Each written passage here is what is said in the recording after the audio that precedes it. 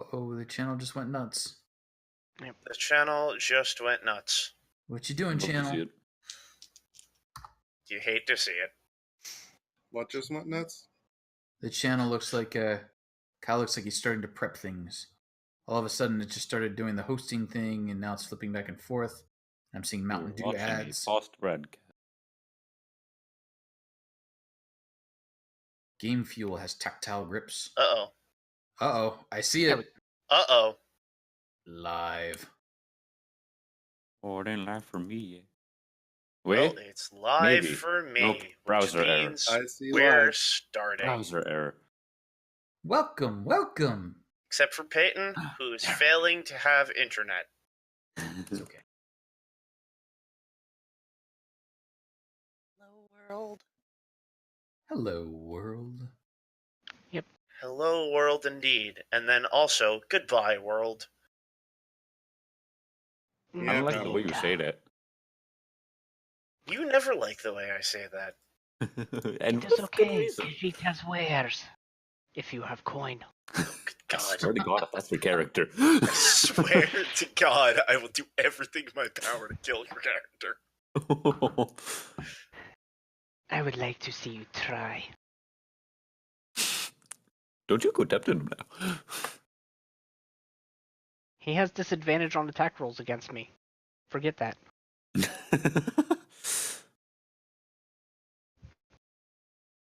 Arch demons. Are our friends. Ha ha ha. This is all true. So, They keep You are warm now and cold. fighting Baphomet. Good luck. Awesome. Who said Baphomet's evil? yeah, The he's book. just misunderstood. Yeah. So I believe the stream is stable if you'd like to get us started. I would like to get us started. Hi, everyone, and welcome to the world of Uilea. Tonight is going to be a one-shot that will lead us into the start of the campaign that will run every other Friday on this channel.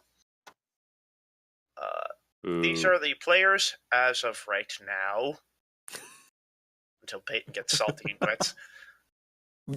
Hey.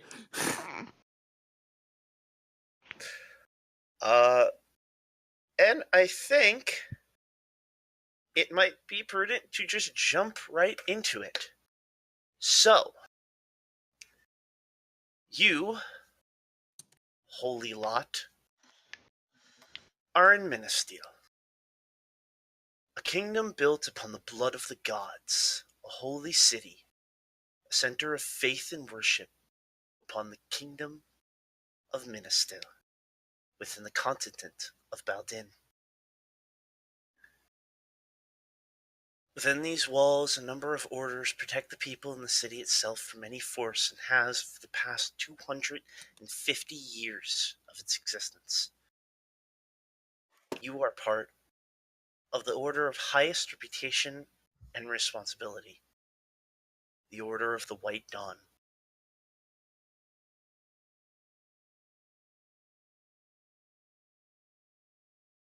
I will ask you to all describe your characters, starting with Sir Blueblood, Sir Bluebeard.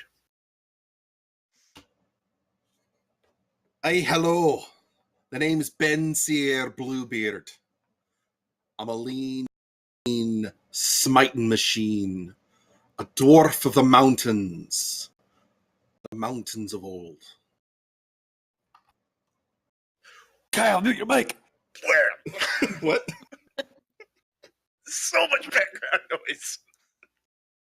Kyle! I got it. Everything good? Every once in a while, we It's just have a good. little technical difficulty. Are we still streaming?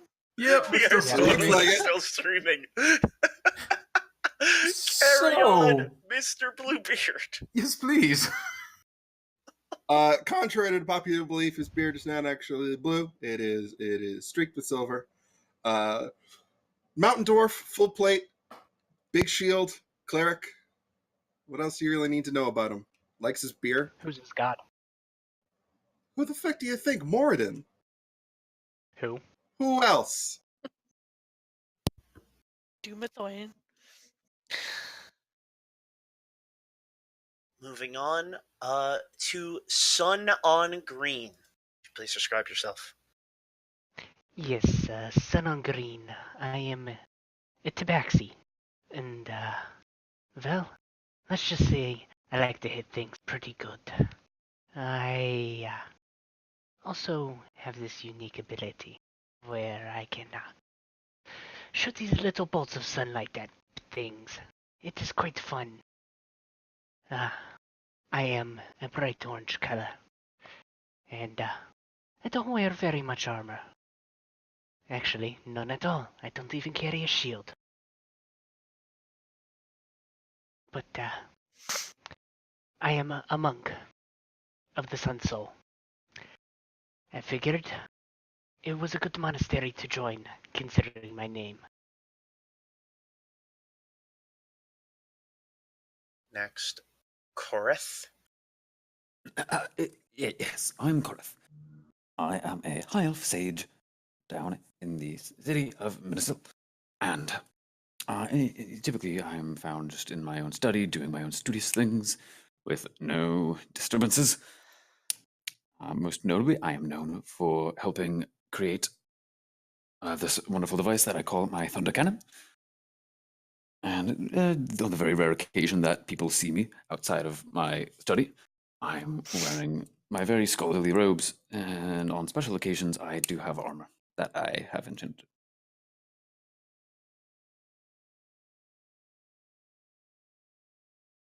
And Amaleus. Amaryllis, thank you. I'm very sorry. My name is Amaryllis Wittershins, and I am very small, I am very fast, and I am very sneaky. I like to get into all sorts of things, and sometimes, well, most of the times, come out on top. I'm not really easy to see, but I kind of like it that way. And finally, Hurum. It's a Hurum. It's Hurum of the Farum family, a distinguished line stretching eons back. We've been supporting Ministel since, it was thought of. But in that time, my family has dwindled. Now I alone carry the Farumph family name. Astride my mighty steed, I carry the treasures of generations, each lashed onto my body into a great mass of steel, mithril, adamantine, gold, diamonds, and other such metals and gems. As I sally across the battlefield, the earth shakes, and my horse's knees frequently need replacing. Thankfully, it's a summoned steed. Well, you all, as well as every other person within Ministel, for weeks have been subjugated to a horrible cracking noise that has filled the air night after night. The sound has caused fear within the people as it echoes from the far northeast, from the base of the Dragon Peaks,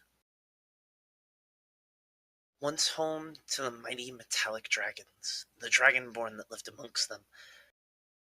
This mountain has always bared a mystical presence of it. But for the past few weeks, that mystique has turned to distrust.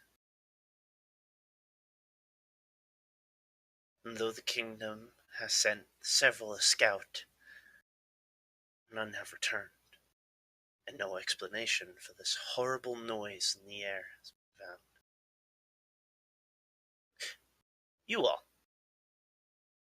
are currently on the outside of the third ring of these three-ringed city kingdom. You've been sent by your lords and by the king to calm the minds of the peasants and the farm folk who are starting to get anxious from the noises coming from the north. And tonight is no different. The sound of cracking and breaking fills the night air. But the sign of your crests that you all wear upon your chests or on your body is enough to calm the peasantry.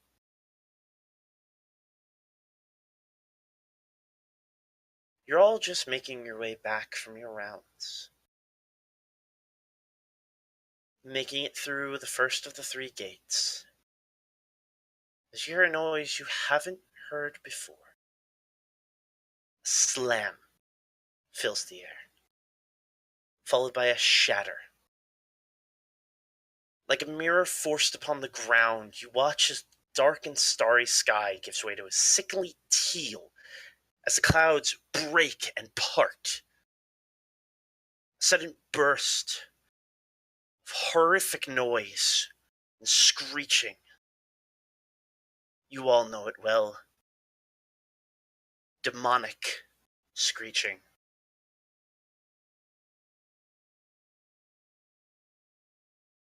As you stare up into the sky, into this horrifying display of abyssal might, instinct starts to take over. You quickly make your way up one of the stone white walls, rushing up a tower to get a better view on the outside. A few nervous guards stand there, giving you a half-assed salute as you approach, more concerned gazing outside of the walls, scanning eyes on the surrounding area, gazing into this now unnatural darkness.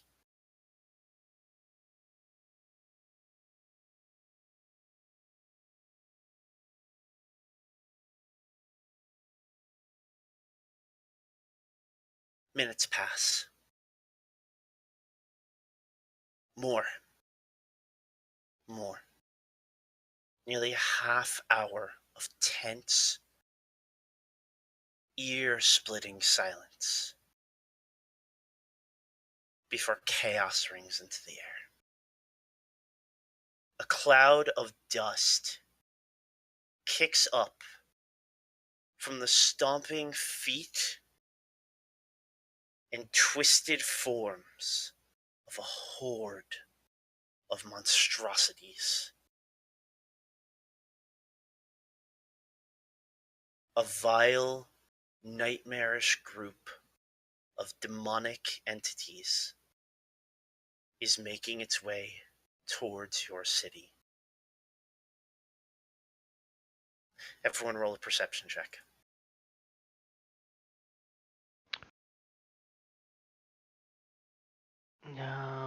Passive perception of 22. Let me roll.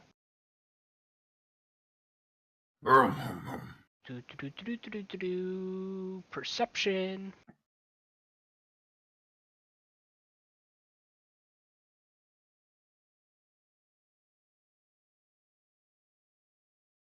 You know, I am from the... Bensir and Korath, you notice it slightly before everyone else does. But there is not a madness to this horde. There is an order.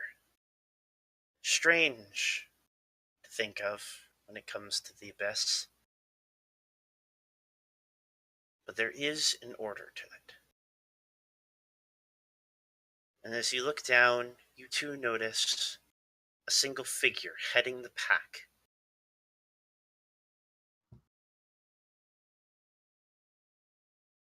Silver plate mail and a red cloak don a massive figure. 2 great swords, one in each hand, hang loosely by its side, held like a barricade that stops any of the demons from passing by him.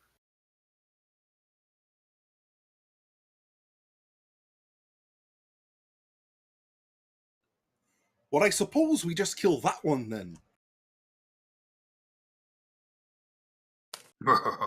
Which one? Which one do you fucking think? That one out there. Well, they've all lined up for us. I was hoping we could simply mow them down. That would be optimal, but there are quite a lot. Well, that's why we use magical weapons. They just sluice right off the end. That would be nice, yes. Yes. It is a little more complicated than that, but yeah, that's the general idea. So, shall we sally forth? If they are a threat, yes. Korith, you do know that since the cracking has begun, you've been busy installing new weapons upon the walls.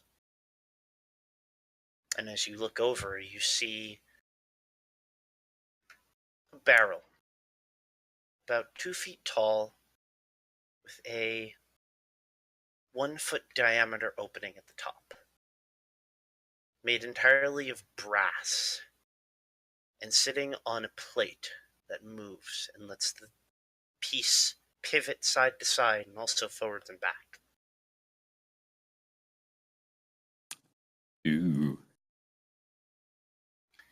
This is one of your arcane cannons.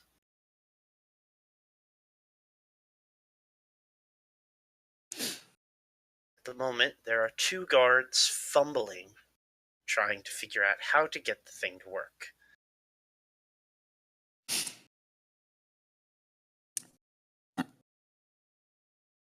No, not that way. No. If you put it in like that, you're just gonna jam it up. No. You gotta. Then you light it here. Then you gotta. You'll be like telling the guards how to fire the cannon and telling them fire the cannon. Make an intelligence check.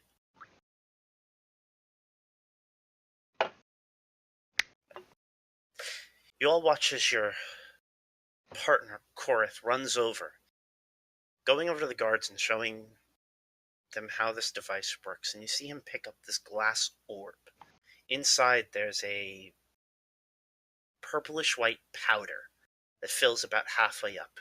He puts the orb inside this tube, and it's launched out into the fields. Hangs in the air for a moment before falling, landing in the middle of the horde, and with a burst of arcane energy, you watch as 5 demons are hurled into the air before coming and falling.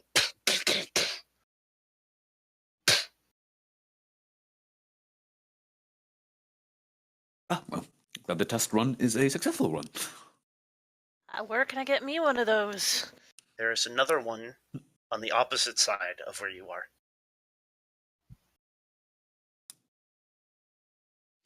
Going to attempt to. Yeah. Korith would quickly show everyone, like, okay. I was planning to unveil these sometime soon. I haven't really tested them yet. I'm glad that one worked. Yay me. So what you do is this, and then he'd try and show them how to function the cannons. Okay. So if anyone would like to try to make use of these cannons, I would need them to make either an intelligence check to fire them, or a dexterity check to aim them. They're manned in teams of 2. I think Sun will assist with aiming. Okay, roll a dexterity check. That's a fat negative, Ghost Rider. You think you have it aimed properly. No, like this. You think you have it aimed properly. That's a save. I'm at that. Oh, well. You think you have it aimed properly. She's too short. She's like just reaching and like she can't really actually see where she's aiming. Somebody get me a box! I think this one is good to go. Let us fire. Okay, make an intelligence check. Yes. You take one of the orbs, put it in the top, drop it. You hear it as it fires off about 150 feet in the opposite direction of the demons. This is wonderful, but I think that went the wrong direction.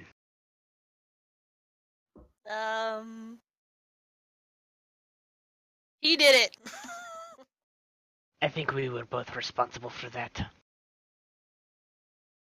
Okay, it's fine. There's still prototypes. So it's fine. It's fine. It's fine. It's fine. It's fine. How many rounds of Just don't do it wrong next ammunition time. are there for this thing? There are several.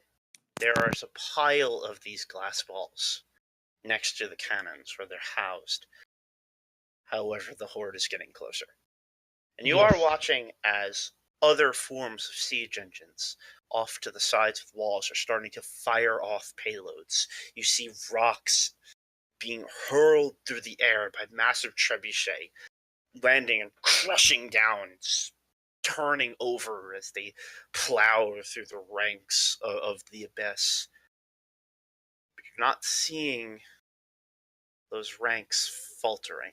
You're not seeing gaps being produced. For every inch of space you're making, they seem to be filling in. This is okay. I am going to attempt to re-aim the cannon.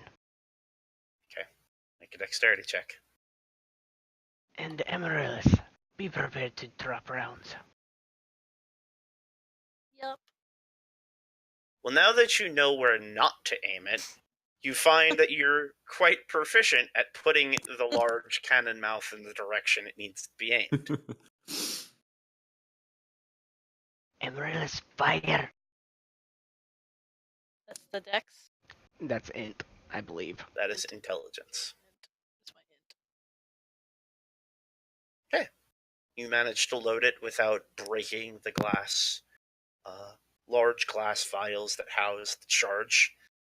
Launches off with the same exploding sound out, and it falls slamming just beyond the plated knight. You watch as several larger beasts go scattering forward. Bits and pieces of demon landing around him as he continues to walk forward. And at this point, they're starting to make it to the gate. Does he look like he's saying anything? You can't tell. He's got a helmet that fully covers his face. Understood. And any attempt to try to hear what anyone is currently saying is being drowned out by horrible cackles and screeches of all different kinds of demons. Does it look like any of them are actually saying anything other than screeching? Do you speak Abyssal? I speak Infernal. Then you cannot understand what any of them are saying. This is understood. Well, shall we keep firing? We have 2 cannons. We have a few rounds. Yes. Put them through their paces. On the option we have right now. They're gonna get in faster than we can fire, I think. Yeah. Perhaps we should do the firing to people who are less combat oriented, like ourselves. Well, To the gate, then. start shooting. And as you Nice, say it to the targets. gate, you hear a sound that sends a shiver down your spines. You hear wood starting to splinter. You all look past the tower and you watch as the single figure lifts the massive greatswords at each side and slashes through the door once, twice. And with a kick, you watch the entire door, frame and all, rip off the wall and fall into the courtyard. This is right where we're at, yes?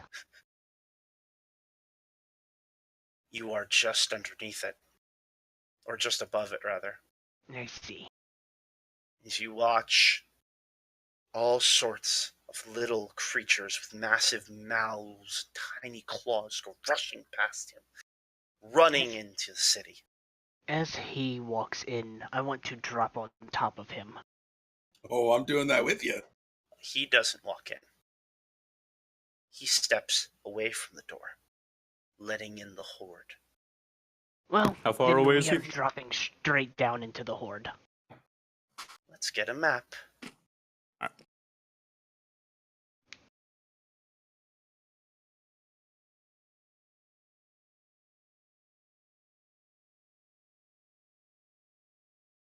And I'm not running downstairs or anything. I'm just vaulting over the edge.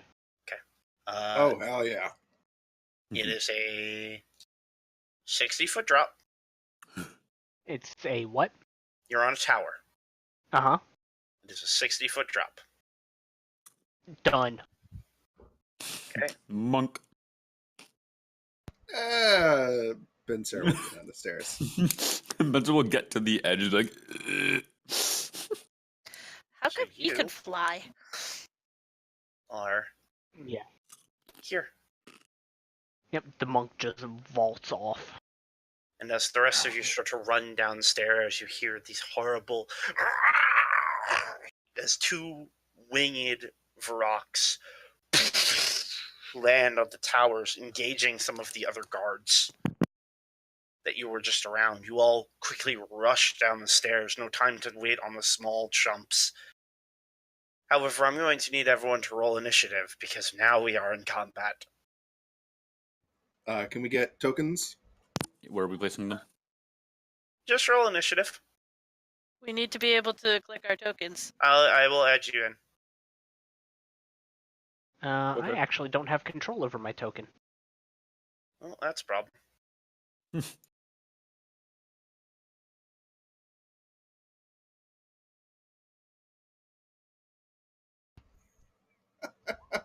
There we go. I got control over it now. Dwarf. Well, that was a hell of a Jesus! min-max right there. Amaryllis with that fucking 10 in the... Jeez! Yeah. Amaryllis don't play games, Would clearly. you like to go first, my dear? You don't have time to say that. Yeah, she's is already just gone. Well, How do you have 10 in initiative? Swashbuckler. Oh, That'll do it. yeah, That'll that fucking will do do it. it.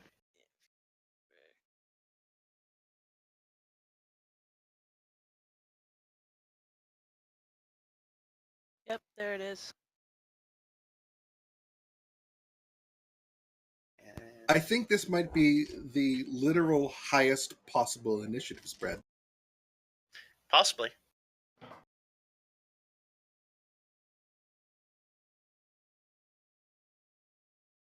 You're not there yet.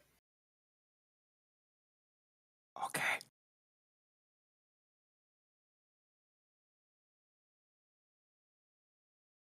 Yeah, to be honest, Sun would have vaulted over the edge and just started immediately going for...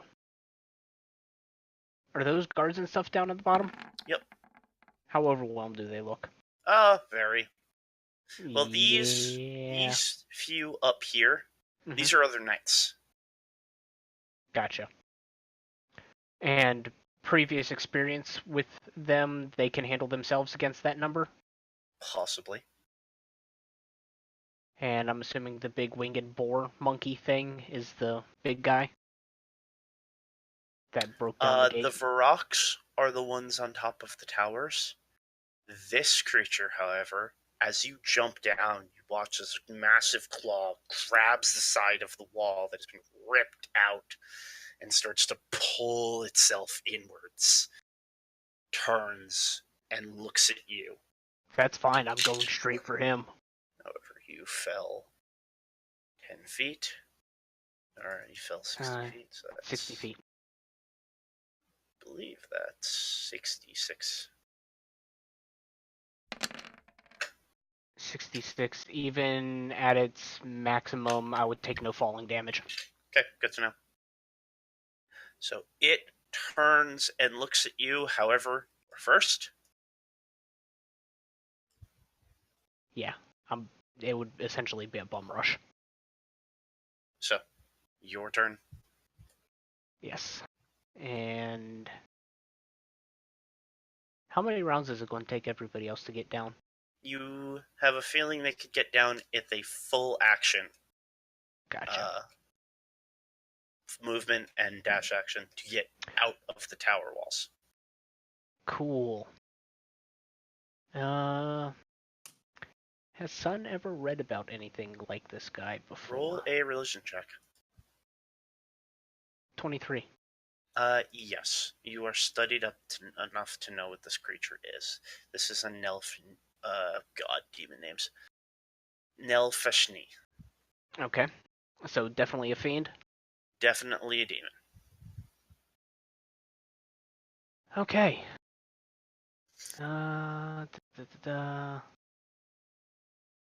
Going to move the 20 feet up to here. And while I am running, the mace on my hip is coming out. Okay. And he's going to get 2 strikes with that.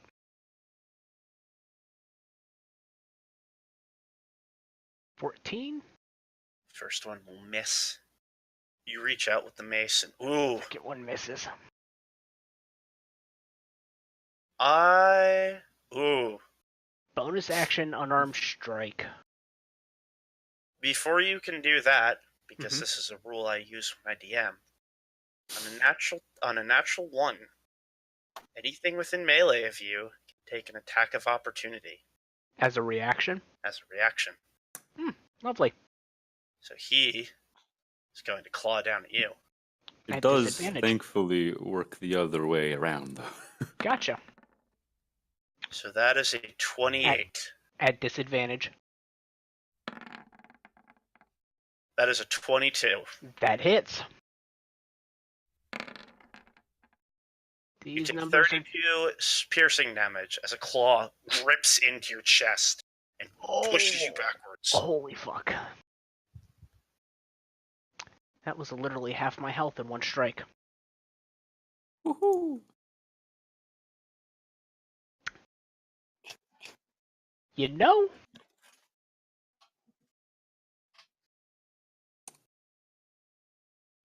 Why do you think it's got to roll better than me? Anyhow. Yeah.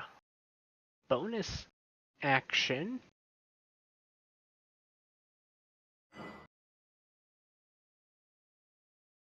Yeah, I said bonus action unarmed strike. I'm going to... You can change that now that you've been gored. No, I'm going through with it. Okay. Bonus action unarmed strike. I am going to burn a key point to do a flurry of blows. Okay. Roll your attack. Yep, which my unarmed strike that can be done is a Radiant Sunbolt. 26 for 9. And damn it. Oh no. Well, But he doesn't have a reaction, so he can't swing back. Or you might be dead. And knowing that he swung at me, I moved, what, 20 feet? You move 20 feet. 20 feet, that leaves me with... You've got like 50 left as a monk? I have 30 he's left. got like 175 movement left. It's fine. If he uses his zoomies, he's I will just move my... Yeah, I'll move the 30 feet back. Okay. Right to there. That was my action, bonus action, and I am done with my turn because that's its movement. Miss Rogue. Yes. You, with an action, or a bonus action in your case, Yep. make it to the bottom and out the door. And see your friend, son, is currently bleeding profusely out his chest. Well, that sucks horribly. And a lot of his blood is over here. and on this. So this is as far as I could get. That as far as you get, you had to movement and dash. So I assume you'd want to dash as a bonus action. Yes. So Bonus you have action your dash. action. Hold on one sec.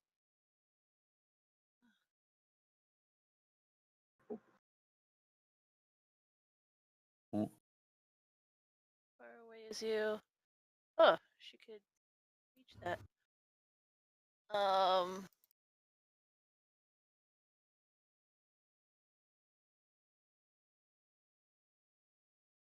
These. Well, she is going to use her action to call from her bracer 2 magical daggers to hurl at this thing. Kind of like runs down the stairs. She's like, "Oh shit!" and like daggers come into her hands, and she just launches them. They will be at disadvantage because she's far off. Range. But just kind of like a oh crap. So dagger, First one does hit. and they are magical. They are magical. Matters so that. So she's kind of like, ah, fuck. And I think that's all she could do. 9 damage. Oh, yeah, my attacks didn't hit. That's cool.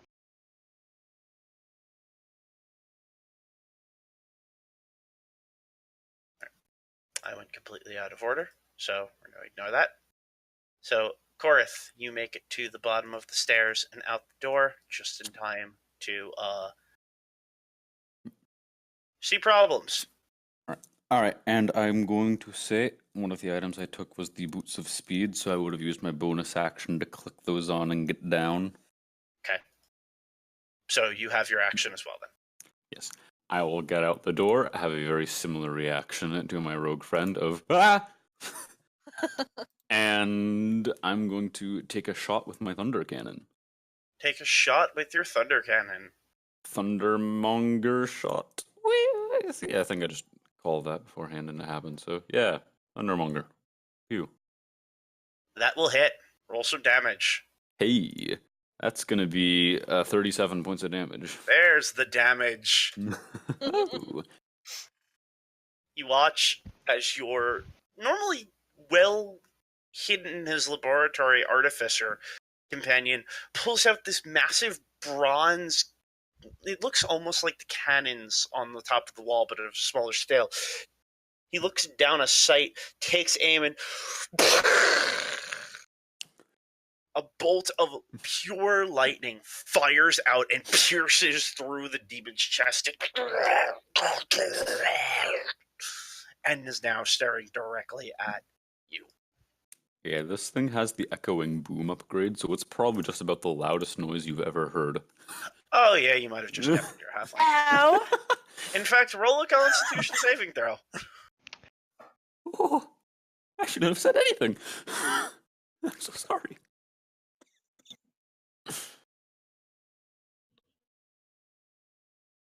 That thundering boom upgrade, that thing's normally heard out to what, a quarter mile? Yeah. Let me look at what the upgrade says for it.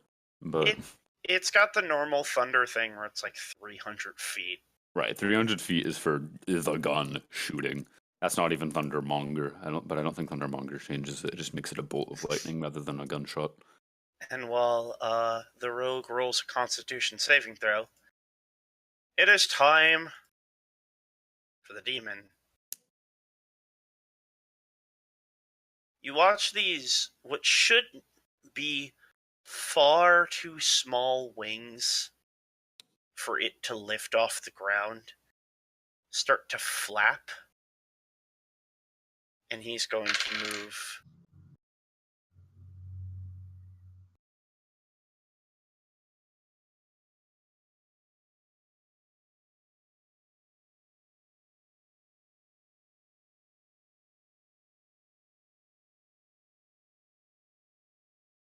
20 feet. He is going to use his horrid nimbus on 1, 2, 3. So I need you three to also to make wisdom saving throws. Oh boy! Lovely. Woohoo! I'm smart. Wait, not I'm wise. still on disadvantage. That doesn't count. It would be the 18. It would be the 18. Sun and Arama, or I will get this name at the end of the campaign. Amaryllis, you both succeed. However, Korith, as this demon approaches, you watch a light flash out of its eyes, and suddenly you are facing down a massive creature that could This is the probably kill you in one hit. You are frightened for 1 This is minute. the most terrifying thing I've ever seen in my goddamn life. He still has 10 feet of movement. I don't like that. So he is now here. You are in range. Oh.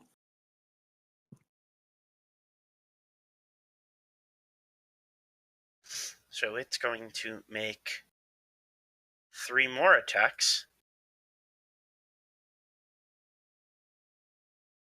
One with its bite, 2 with its claws. So,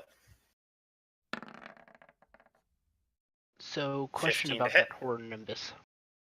Yeah.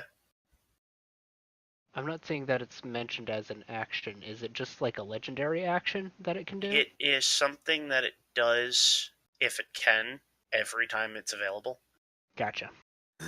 that it must So use. fucked. So it's It essentially has a free yeah. It action. looks like it has a recharge, so it would just. It has a recharge. It must use it every time it attacks if it can. Gotcha. This is a So, big spooky boy. 15 to hit. Miss. Miss. Alright, here come 2 claws. Oh boy. 18 Miss. to hit. Miss. Yep. 29 to hit. Well, There that it one is. does hit. And here Dodge, comes duck, some dive, damage. smack. 16 points of damage. Jeez, why couldn't have I had those rolls? Yours. So you, as this creature terrifies you, you crawl into a ball just as you hear a snap and a slash above you. You look up, go, I'm safe! As you get laid out against the door you just ran to, as a claw crushes your chest inwards.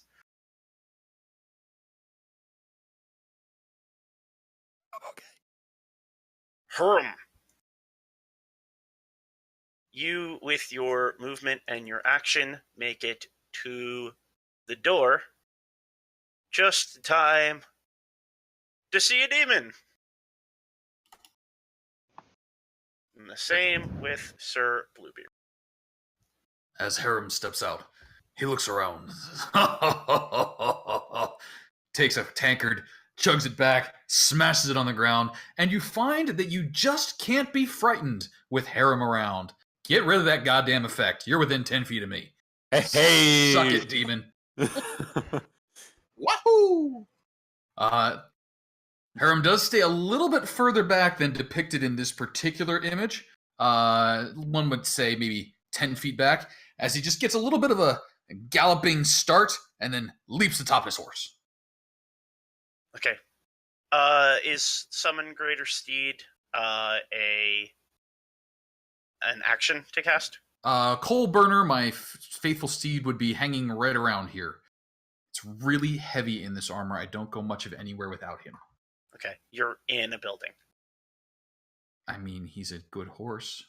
You're in a building. I don't think the guards would let a horse in his building.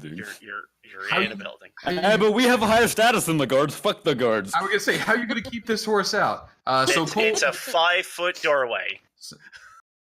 The horse was not inside the He's wall. a sturdy horse. All right, If so you left the Wait, horse not anywhere, up the you road. left it outside. that's fine. So the horse will be making its way towards me as we speak to be mounted upon shortly thereafter. Though in the meantime, I'm just giving a stern finger waggling at this particular beastie. You give a stern finger waggling. You still do have a bonus action if you have anything that can be used for that. Meh. Amaryllis. Do I not have a bonus action that I can use? You can if you have one. Fourth level healing word, then. You used your bonus action for your boots.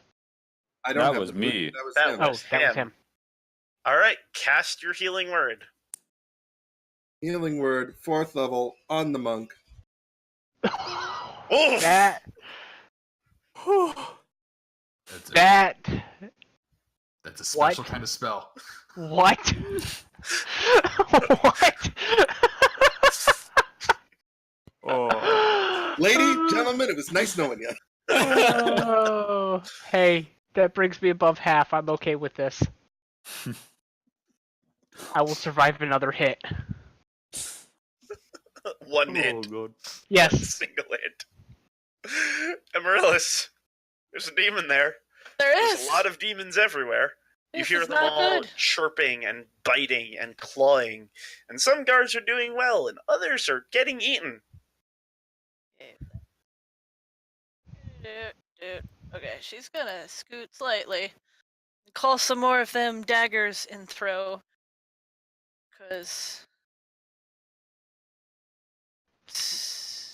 Okay, as you leave that range, he reaches out with his massive, oversized arm and takes a claw at you.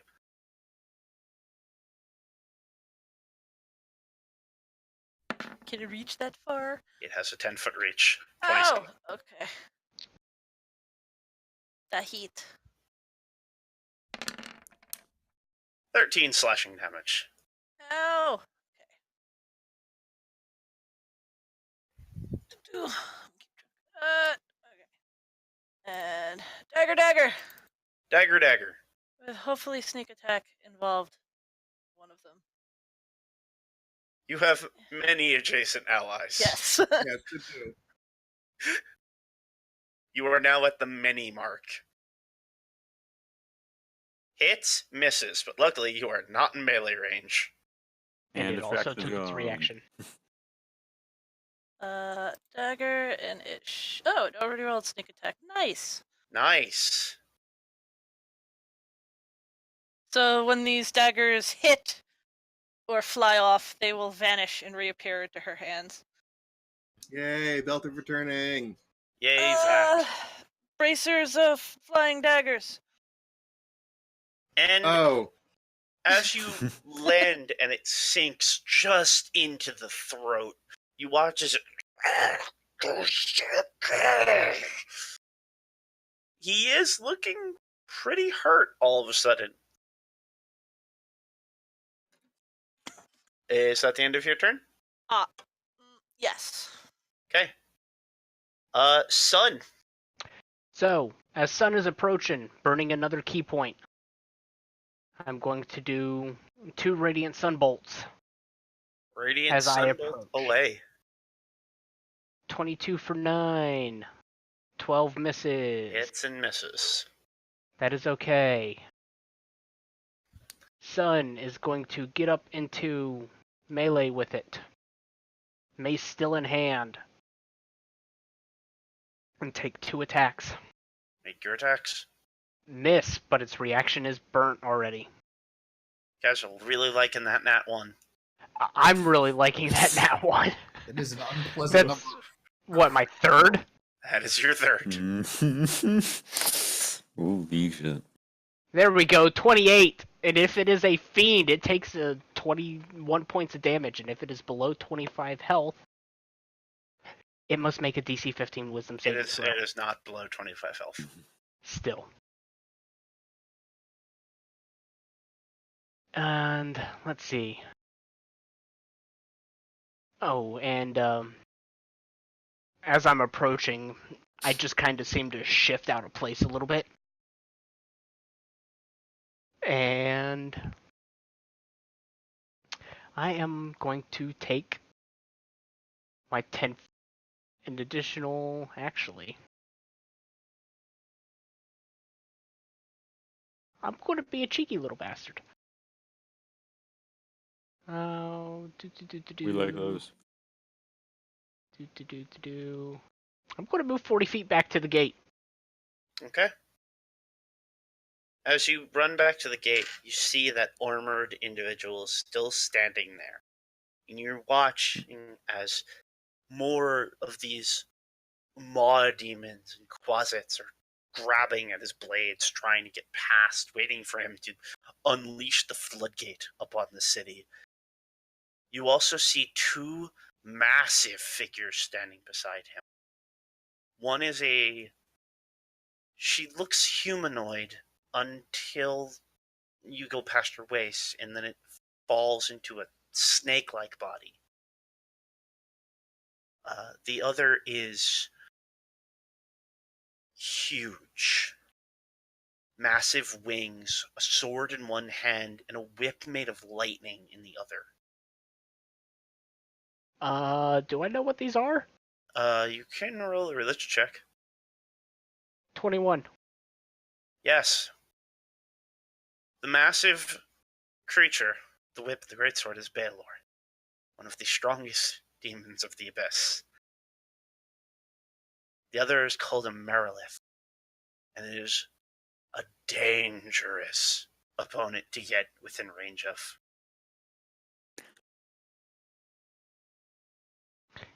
Guys, I think we got a bit of a problem. If you think that one is bad, wait till you get a lot of this. And as he says that, Korith, it's your turn. No problems here. I'm gonna run away. As you run, one of those quasits that you run past gets an attack of opportunity on you. At that angle? Yes. Oh wait, still the pass green through that things are the square. closets. Oh, Yep. okay. Okay, it has disadvantage because of the boots. Disadvantage because of the boots, and you know full well how good a quasit is hitting things. That'd be a 10. It does not. You hear, "Ah!" And you go, Grix? Wait, who's that? And then you just run past. Alright. And then... Do I do it or... Do you really need an fuck answer it, to that why question? not, you know? I'm gonna... So... Korith, he's gonna just kind of hold his thunder, like pass his thunder cannon off to his left hand, and he's gonna reach out his belt and pull out a wand, and just kind of a bit of a look of worries on his face, and just, oh god, I hope this works. And he's gonna use his wand of wonder. Okay. What does this do? D100 for something gets cast. Things happen. Alright, here we go. Oh, you're gonna roll that. All right. I hear your dice. Go right ahead. This is why I brought out the multi-sided dice. Analog dice rolling. Oh no. What's the number? I rolled an 11. An 11. That means I am stunned until the start of my next turn, believing something awesome just happened. It was so cool! It was so cool, Corinth. You can't even believe it. And neither can anybody else. And now it's the demon's turn. Woo! Now, son, as you're standing there, you watch as the sword is lifted. And suddenly, all of those waiting demons come rushing in.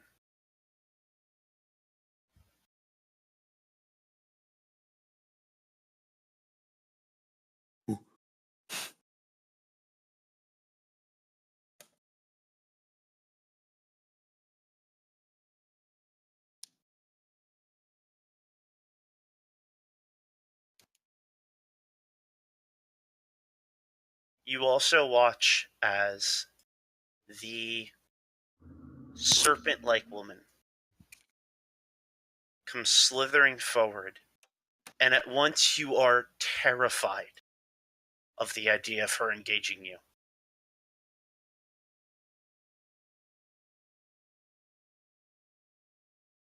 And then she vanishes. appearing 120 feet over here. Gorth doesn't like that. Boris will remember that. So you've got some quasits on you. I believe they're all at disadvantage. Am I correct? I've been muted. I apologize. I've been sitting here talking, but yes, they're at disadvantage until one of them manages to land a blow. 2, 3, 6. 1, 3, 6. 7.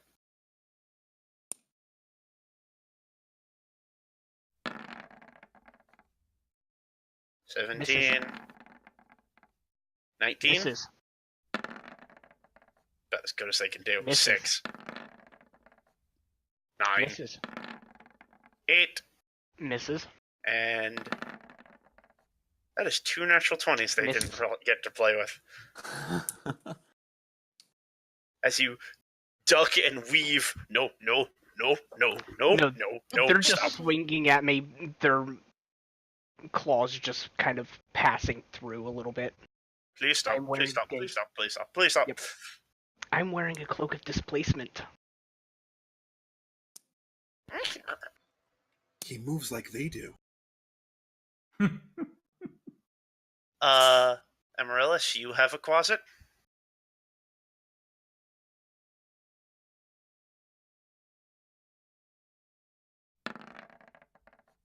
That's a 21 to hit. That does, alas. Just barely, but it So does. I need you to make a DC 10 Constitution saving throw.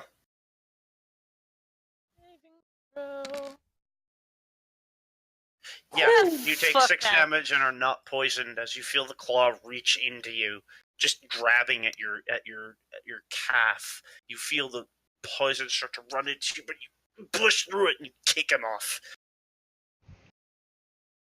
How big are these things? Tiny. Itty. They're itty bitty. Little quasit assholes. Dickheads.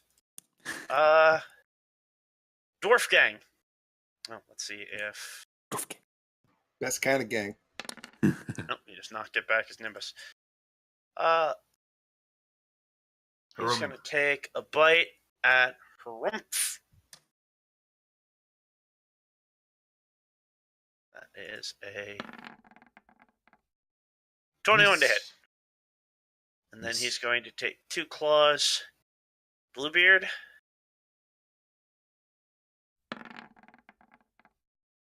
Miss. Also miss. As he snaps and claws and bites, trying to get a hold of you two. You're just laughing and deflecting him off your shields. Hey, Herum, you ever been to a pig roast? And now it's your turn. He seems a little gamey, though. You want to start one? Seems fine. Coal burner to me. And he summons over his horse, who's hanging about somewhere in the middle range. He hops astride his horse. Goes around down to about here.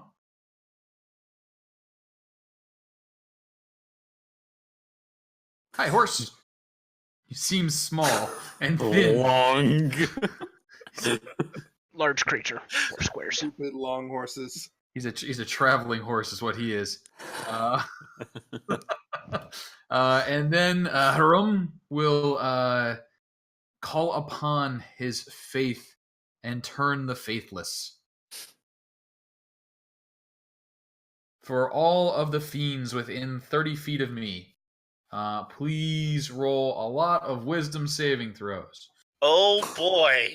I'm gonna use real dice for this. You can estimate. I'm sure would be fine. Basically. Actually, even these 2 quasits, nice. Nope. Yes. Nope. Nope.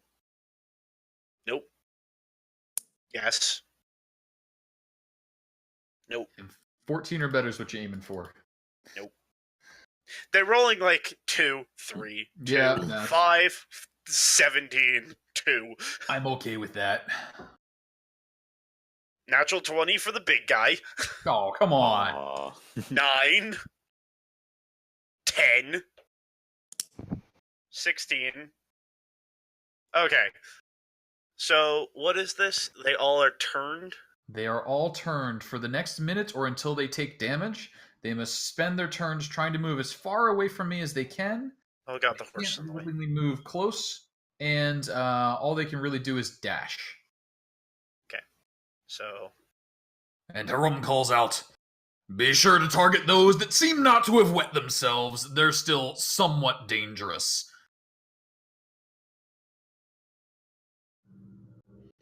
They actually don't move till their turn, but either way. okay.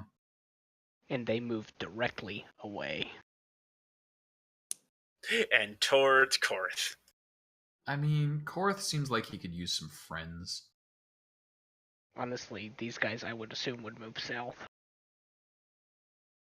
And then my warhorse kicks at the big pig demon. Hell yeah! I need stats for a warhorse. Give me a second. Do we have... Badass horse right there. Kick it. Hang on, I think I can do this. Can I do this? No, I can't do it.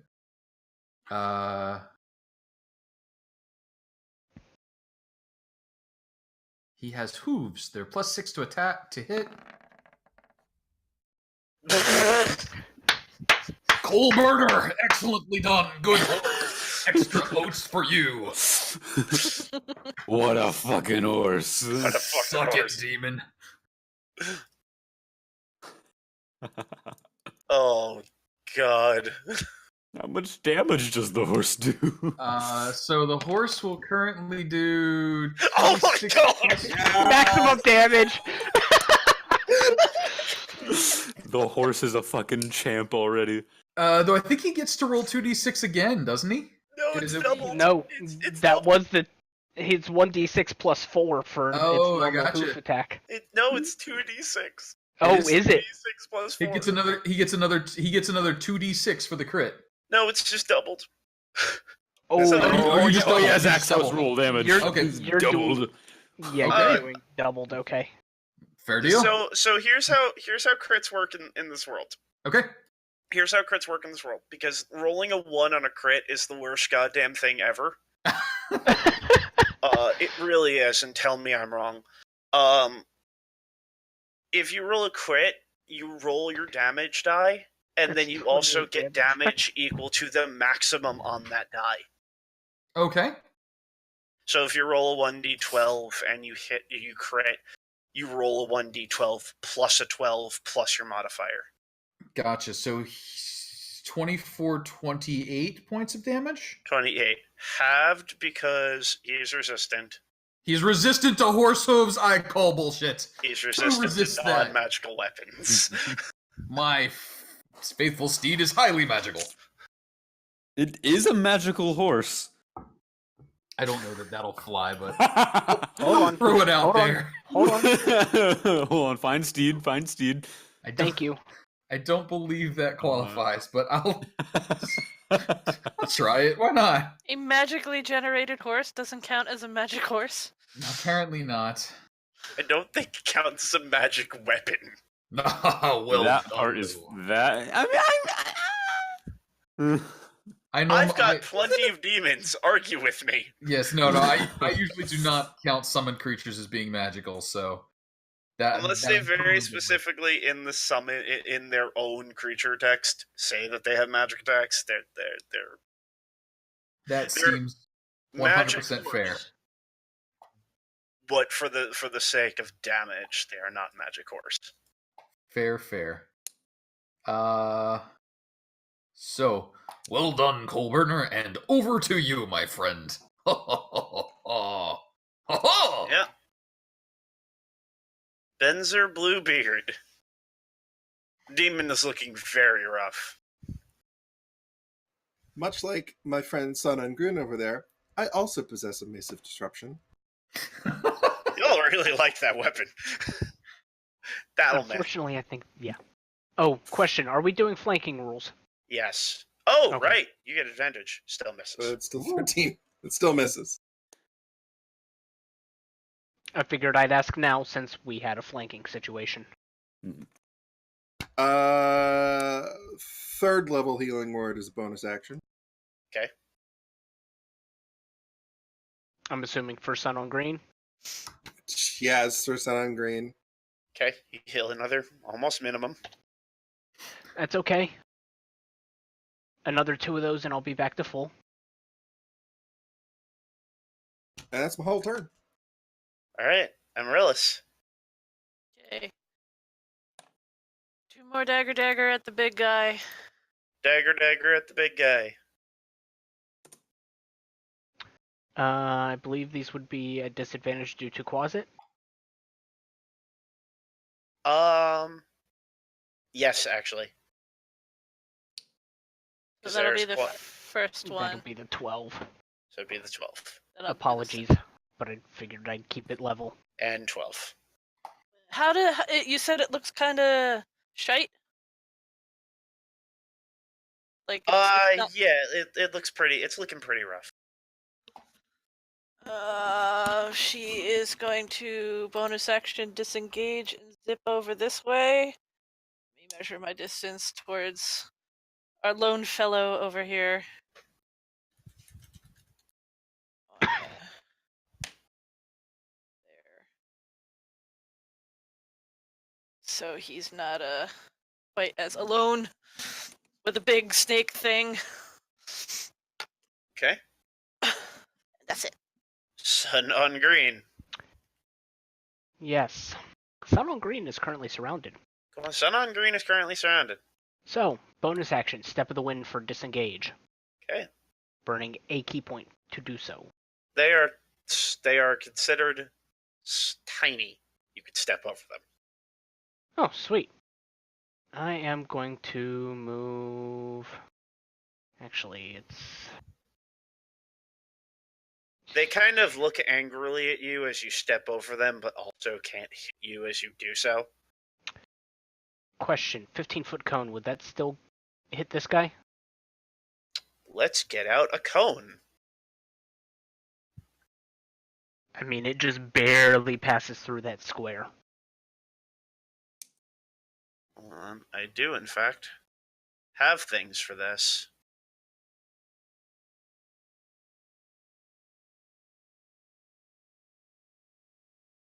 Pizza of Doom.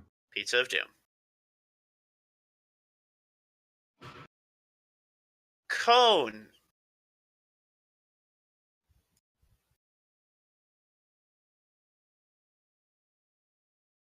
You would hit everyone but this poor bastard. You know what? That's okay. As my action, I'm going to burn 3 key points. And we are getting Burning Hands. Right, what's the save? Give me one moment. DC 15. Okay. Dexterity? Yes. They have advantage because of magical resistance. However, they're also closets. They have about like 2 health.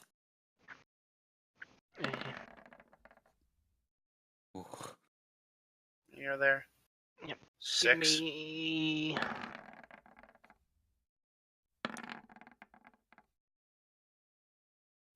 Okay.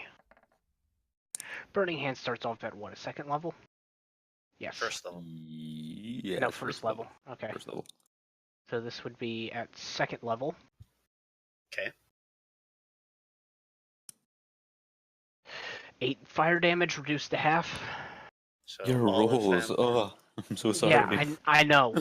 I'm pissed. So all of them except for this one, who bursts into flames and dies. Suffer 4 fire damage. Most of them look really hurt. Like they just lost half their health. And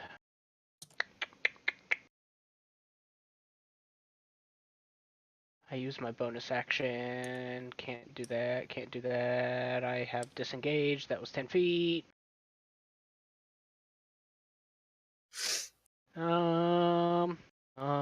Can't occupy that because horse. And all of these demons sort of started just fucking running. Yes, and 40 feet that way. That'll be my turn. They're all gonna cower.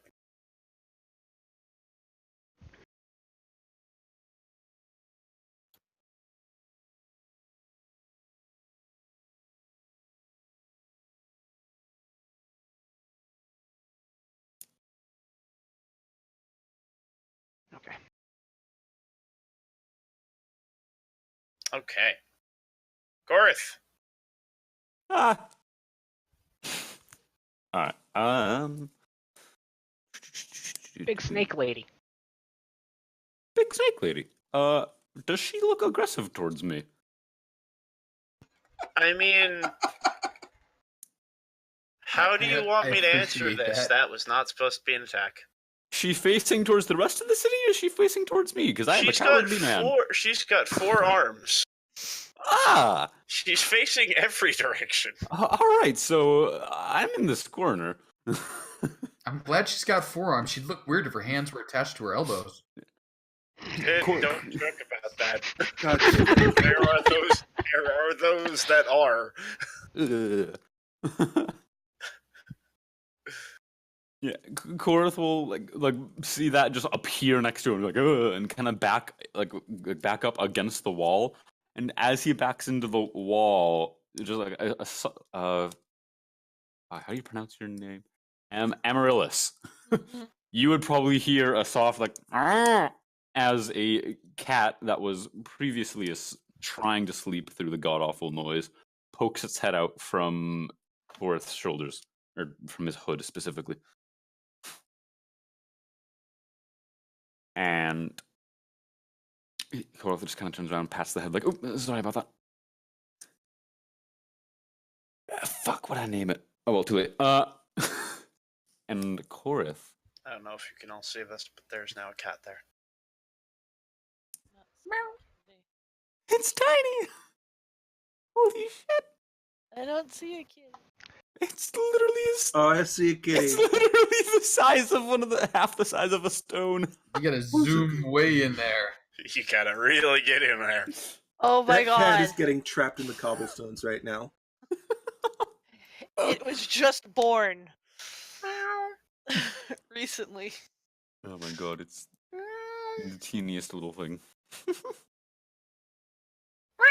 And it immediately looks around and sees what's going on, hides in your cloak again. Yep. Oh, that's the best spot for you, bud. And then Korth will kind of he'll tug the hood to keep the cat awake and active. I'm gonna roll its initiative so it can have its turn. It goes with you. Oh, it goes with me. Sick. All right, so then it's gonna kind of be annoyed, but then plop its head on Korth's shoulders, acting like a second pair of eyes and using the help action. Okay. And then Korth is going to look between Snake Lady and Big Demon and so where's the Snake Lady's head facing? Towards the city. She's going in.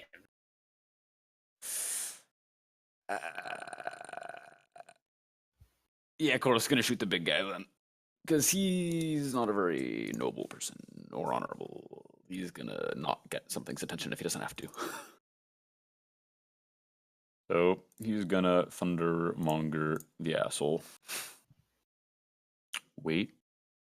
Let me check something actually. I need to check the length of one of my upgrades. I think it's 60 feet.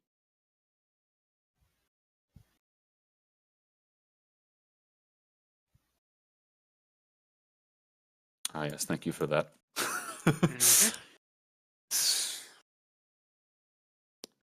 Actually, all right. Wait, hold on. If I go, all right. Fuck yeah. Korth is going to be a little brave though, because he knows what his fucking thunder cannon can do.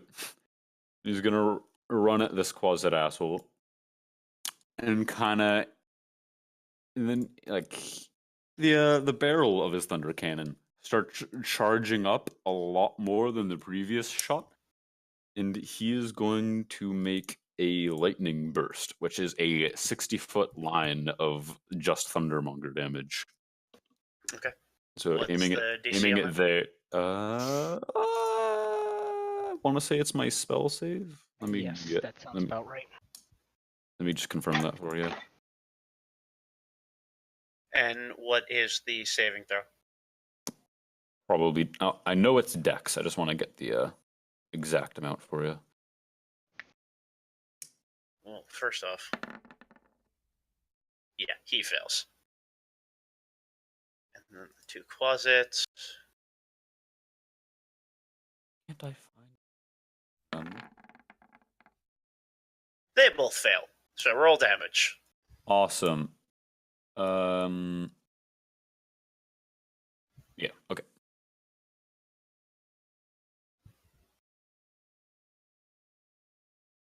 Thunder. I'm just gonna make a thunder cannon attack and ignore the piercing damage. So 22 lightning.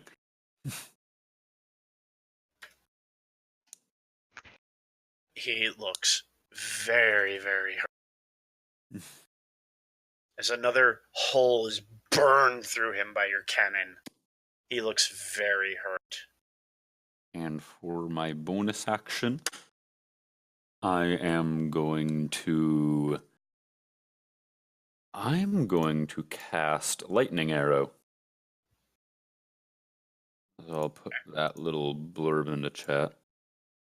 My next, so I reach into my bag of ammo, tap one of the bolts, and it begins like sparkling, or one of the like, little steel balls, and it starts sparkling more than it typically does, and it'll deal 48 extra lightning damage. Okay. That is your turn.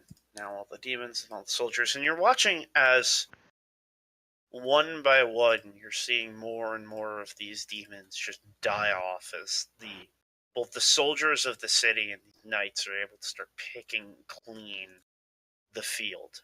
You watch as this Varrock up here dies, and these archers start to move in, starting to disappear and run down the ports to get back onto the field, trying to make use of whatever they can. However, you also see, as this is happening, more demons are lining up to start running through the door, just waiting for their order to be given to charge in.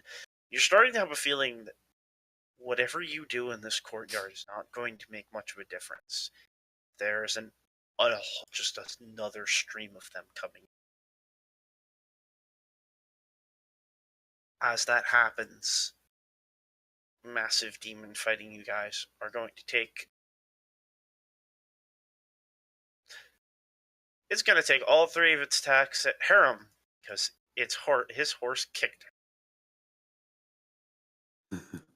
And kicked him hard. Actually, just going to see if he gets it. Kick him as hard as physically possible Nimbus. for a warhorse to do. He does not get his Nimbus back.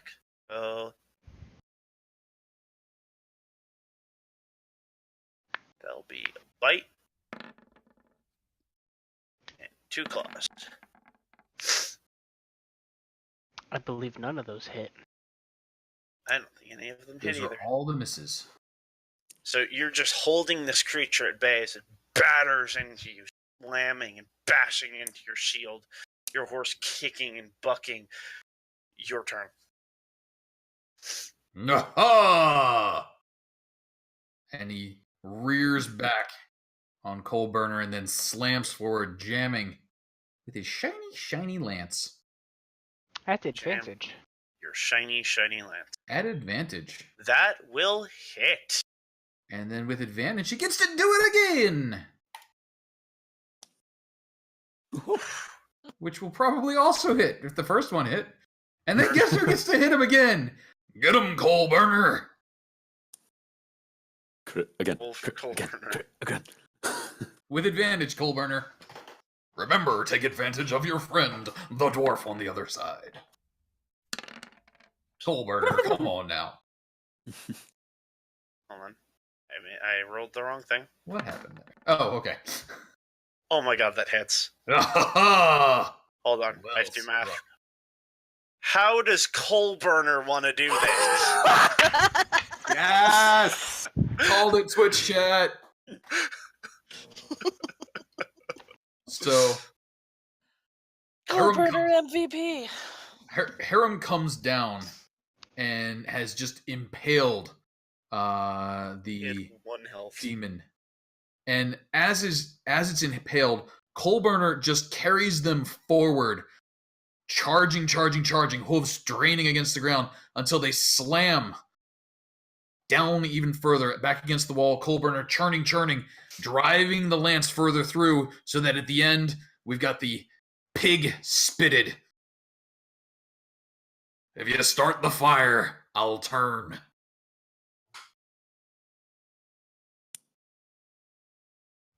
So, as you drive this horrible pig-like demon into the ground, it lets out a as it just collapses. And as you hear the faint chirps of what remains in this courtyard, you also hear more screams starting to fill inside the city. And actually, on that note, I saw the serpent lady starting to get away. Coalburner and I can move 120. No, he used his attack. We can only move 60. They are probably free and away. They are gone. You So, watch them just as you turn around. You can already see her moving and teleporting through the city. And even as you're standing here watching, Vrox, more of these winged beasts that you just killed, that you just fought, flying overhead into the city. You watch the single Baylor that you were preparing to fight, flying into the city. The city is under siege. And they're Question. getting past you. Is Snake Lady still within 200 feet? No. 300. Yes. Maybe. Okay. She is 200 feet away. so, Okay. She is also not in line of sight. So Harem then will turn and march back to position himself in the way of the gate to stem the amount that is coming through. So just to get in the way of the horde. And as you look out upon the horde, you very much realize if you stand there, you are going to die.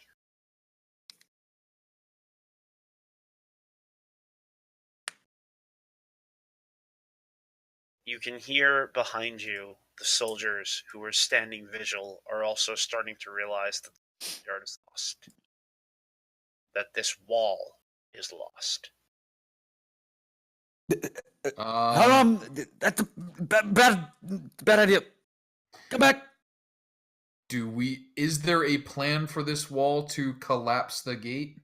Do we have anything like that? There was, and then the door came down. So if we were to say something like, Detonate the weaponry, detonate the guns, explode the ammo. Set loose the oil. You're losing everything. okay. The things that you would do to hold this gate are disappearing very rapidly. All right, then if that is the case, we I will think he's start a Talking control about turning group. it all into rubble. Yeah, basically, those abilities that you had prior to starting this fight are starting to vanish as flying creatures and teleporting creatures are getting onto and over the wall. Fair enough. Then Harem will start an orderly retreat, a retrograde advance, some might say, you all begin to fall back, pushing deeper into the city. You can hear the scampering and movement behind you as you all start to rush backwards towards the second ring. I mean, to be fair, I probably would have chased down Snake Lady.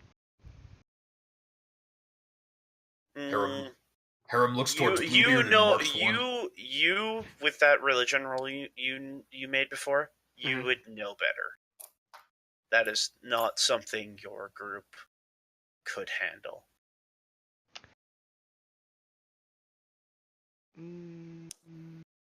For the sake of narrative, I'll allow it.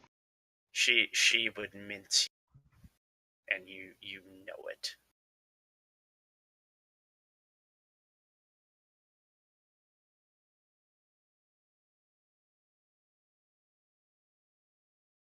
You all take flight, rushing on foot or on steed, heading towards the second wall of the city.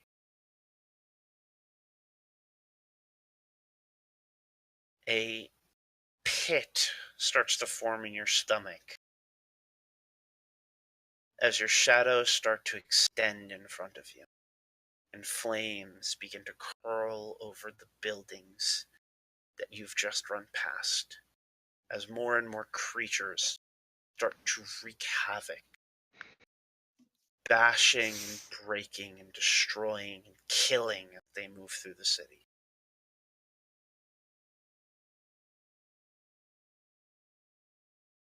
Fellow knights and soldiers do their best to stem whatever tides they can, but it's morely just to get civilians towards the second walls.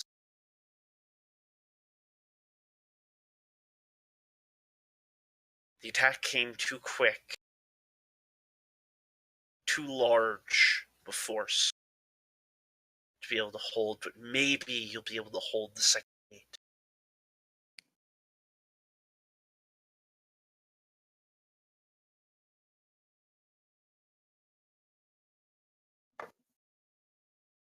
Ain't there magic ways to keep these doors closed? Not the first gate.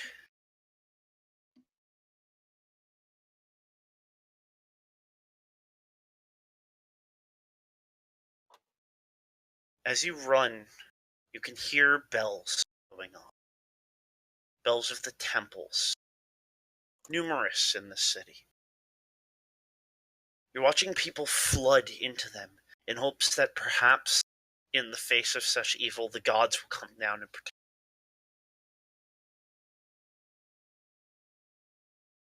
You run past an open temple, standing tall, numerous people running into it. The Temple of Pelor.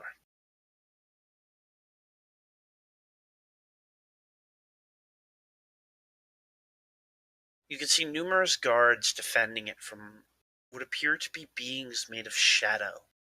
Wings of black energy spew from their back, claws rake down their great shields as they hold them off valiantly.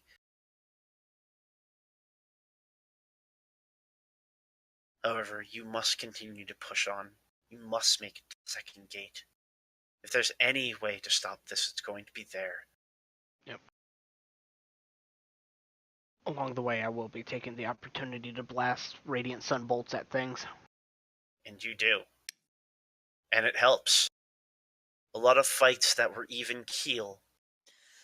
The moment you step in and take advantage, you watch as both shadow creatures suddenly are slammed in the back, and it's just the opportunity you need for one of the guards to drive a sword through them, twisting it and pulling it out to the side. The creature and dissipates into a cloud of black mist before vanishing. He looks over to you, waving, and starts heading in your direction, taking on a full sprint alongside you. You can see blood curling down his face. And as you look just beyond the great shield that he carries, the massive tower shield that almost stands as tall as he does, you can see that his arm is swollen, broken. That only adrenaline is keeping him running.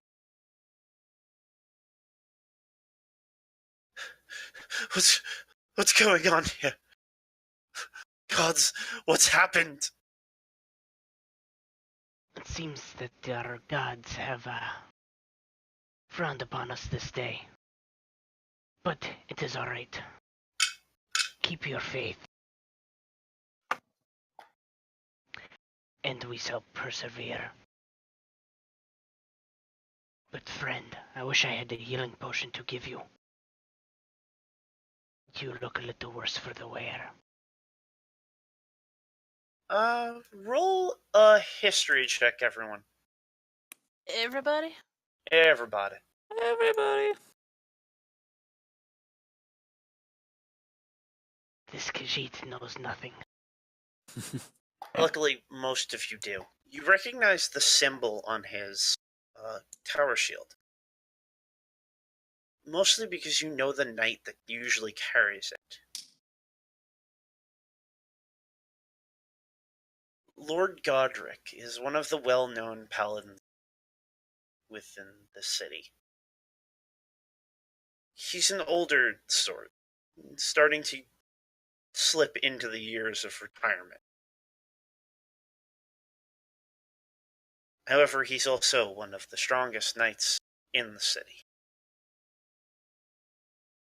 This isn't him. But you've seen this person before. This is a squire. A young 17-year-old boy by the name of Venser. It seems like when the call to action picked up, he grabbed whatever gear he had available and took to the fight. He's not a trained knight, and suddenly you're wondering how this young boy did this.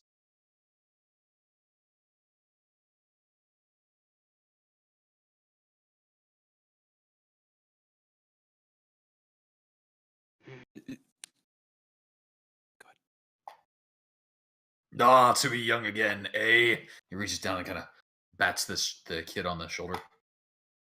You watch him wince as he grabs at his broken arm. Here, and he grabs hold of his shoulder, grabs hold of his wrist, yanks in opposite directions, and lays on hands once the bones are set in the right spot. You're just giving him 1 point. Just giving him just bang, stretch it out. 1 point when he lets go. There you are. That's called racking it.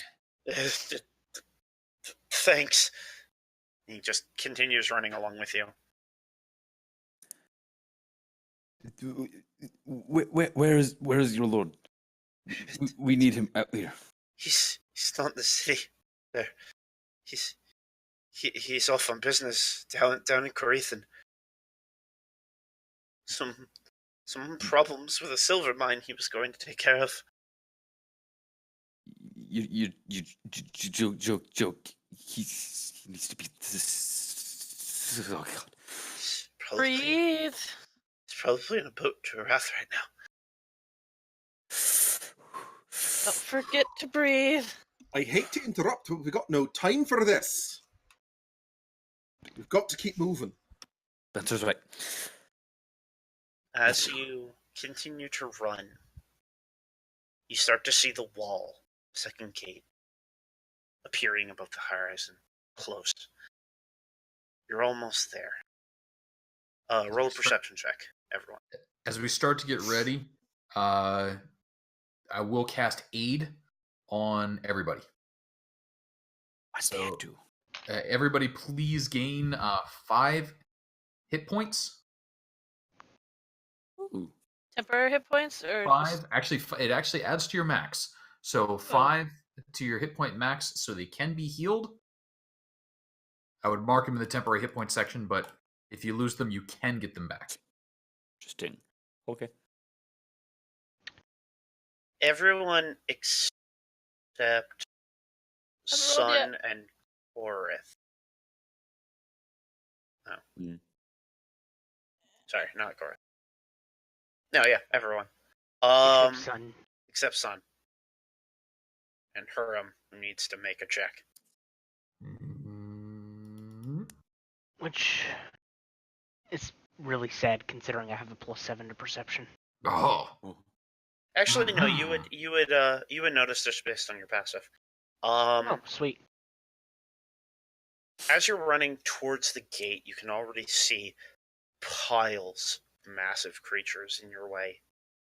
Way more than you're going to be able to handle. Multiples of those horrifying boar demons.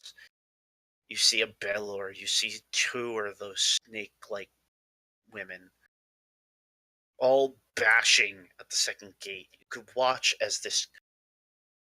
Every time a strike slams into it, you watch as a pulse of radiant energy echoes out on the gate. They slam, but they're not making contact with the wall itself.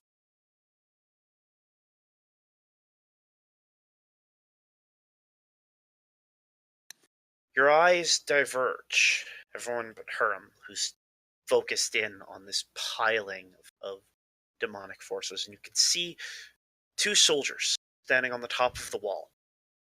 They're waving, trying to flag you down. Over here! Over here! And as you approach, they throw down a rope ladder. You quickly all grab it, scampering up, pulling up your way up the ladder, trying to get up on top of it as quickly as you can.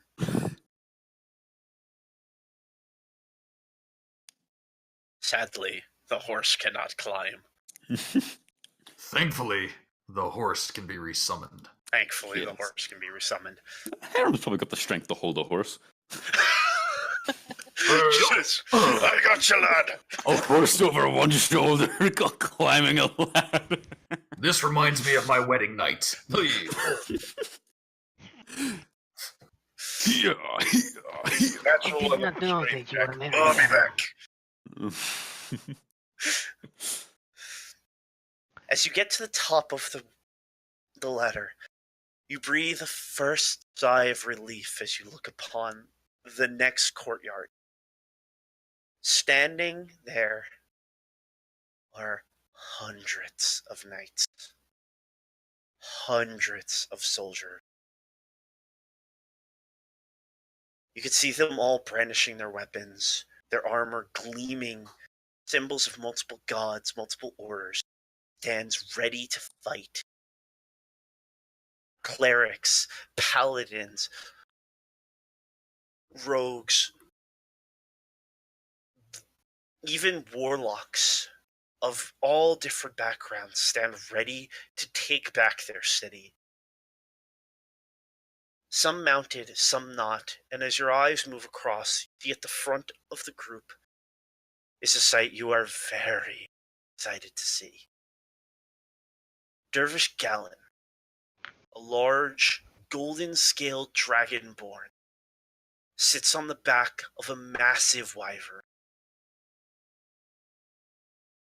The leader of your order, a mentor to most of you. You can see his fanged grin as he notices you all make your way upon the wall. You lot, make your way to the castle. The king calls for ya. You done your jobs. Go, take a break. We'll take this city back.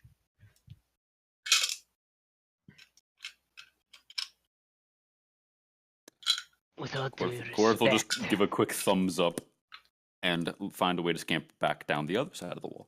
There's the same way you got down the first set of towers is the same way you got the second. Sweet. Sun on Green is jumping over the edge. You jump over the edge. Korth watched Because it. it worked so well for you last time. The falling part was fine from last time. It was just what was on the other side. As you jump and the rest of you start to rush down, you can hear Galen cry out, "Orders of Ministel! Take back the city!" The gates suddenly open. The enchantment falls. and the amount of light and spell and fire that erupts from the group of knights, the large battalion, is blinding.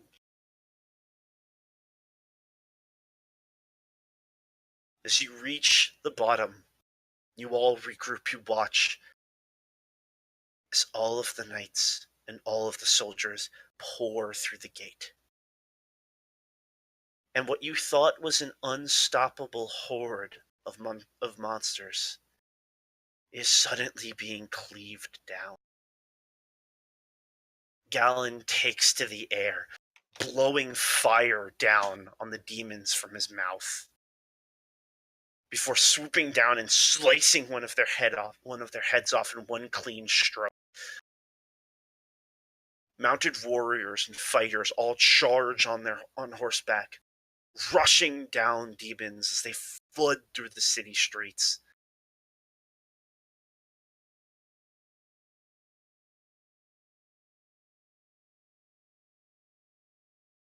Harem kind of looks over his shoulder, then looks over at Bluebeard and goes, "Remember when that lad was a skinny little lizard? He's grown so well." Harem, you are the only one that has seen him young. Oh, come on, Bluebeard! You're a I'm youngin'? pretty old. I got silver in my beard. There we go. All right, you two have seen him young. However, I am the rest also of you, 125. Long-lived races we all be. God damn it! Stop breaking my narrative. Never! That's what you fucks did to me with my game. He's still. I still look up to him. I look up to him, but He's also level 20. I know. I picked up on that part. Yes. Can always learn something from the young. Can 1v1 the Baylor. Sun on Green is already well ahead of the others on the way to the castle. He was told where to go. He is going. We should Though catch up the with our temptation feline to friend. stay and fight was very strong. You all continue to move towards the castle. The walk there is less urgent. That feeling of dread that has been taking over you since you first saw the sky turn teal has finally started to relax. As you make it through the third gate, the one that guards the castle walls itself, you finally enter the massive spire, the holy city of Ministel. The guards recognize you immediately, allowing you passage and bringing you straight towards the king's chambers. Not to his throne room, surprisingly, but to a smaller, more intimate location within the king's personal court. As you enter, you see the king sitting upon a chair, a place where he does small business.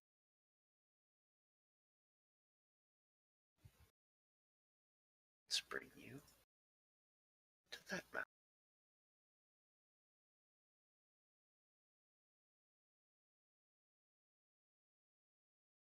And put the rest of you on the map.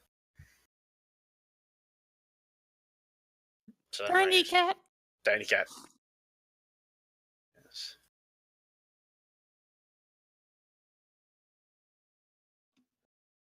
As we approach the designated area that we were told to go to, I will take a knee in front of the king. You all do. Mhm. And it's not just the king here, but his guard as well. The guards are familiar to you. They're also members of the... They're knights that you've trained with. Including that cute redhead. She's I saw her first. she's new. You've only known her maybe a couple months. She's always bore a strange aura.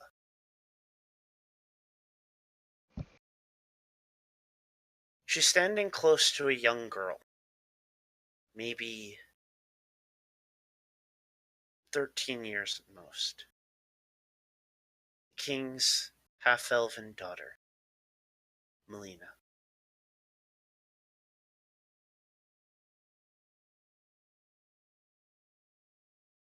The king stares you all down, gripping the handle of his own sword tightly.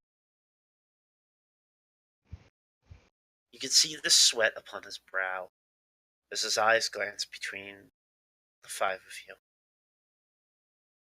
and then back to his daughter and his daughter's personal guard.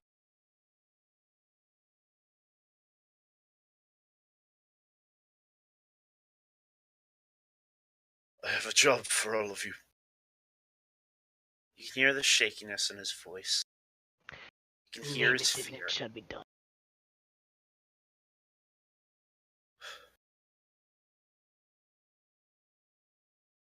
Whether or not the city stays or falls,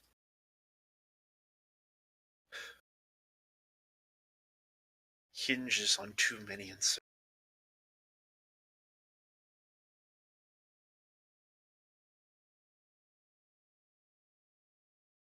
I cannot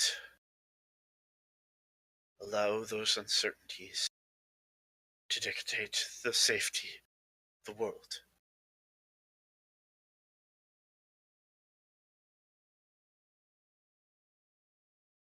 He takes the sword, still in its sheath, and taps it on the ground. From behind him, a door opens. A door that leads to a set of stairs that descends into darkness beyond anything your dark vision can see.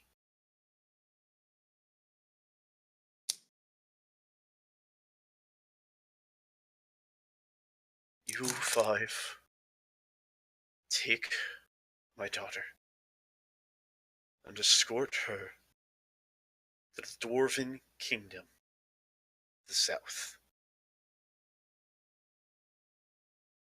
She must survive. She cannot be taken by these monsters. And what are we to do if we are overwhelmed? You will do what you are trained to do. And you will hold them off till my daughter is safe. You will take these tunnels. None know of them. This is the king's escape.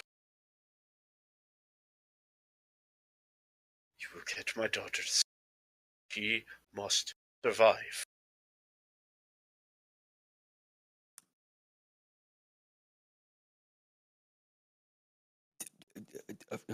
Of course, Your Highness. Yes. It shall be done, my liege.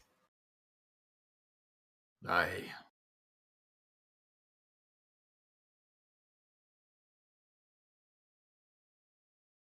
You watch as the eyes of the young girl curl towards the ground. You can see a dampness start to soak her cheek as she listens to the king's words.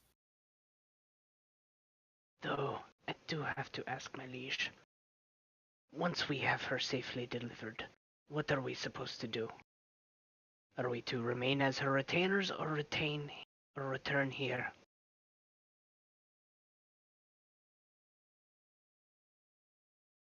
Knight Artoria is her retainer, and others are waiting for her. Get her south, quick as you can.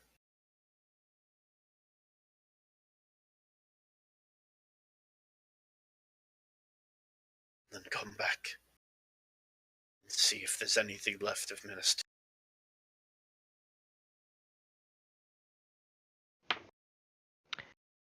Very well, my liege.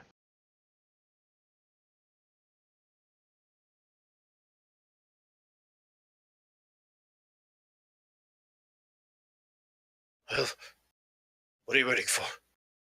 Go. Aye, let's be quick about it. I've just put a roast on. You watch as the knight, Tora, grabs the young girl's arm and wordlessly moves her towards the tunnel.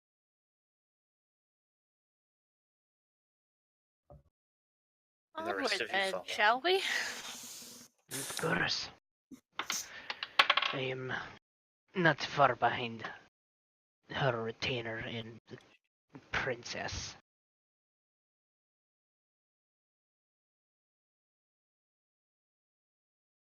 Strangely, you all know little of Melina.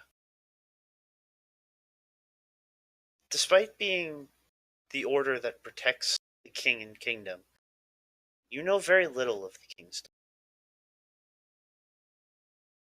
You know that she is scholarly, often found within the libraries, reading tomes and poring over pages of works that are far too mature for a young girl like her. You know that she has some semblance of magic and magical skill. But beyond that, you know very little about her. She's quiet and rarely speaks.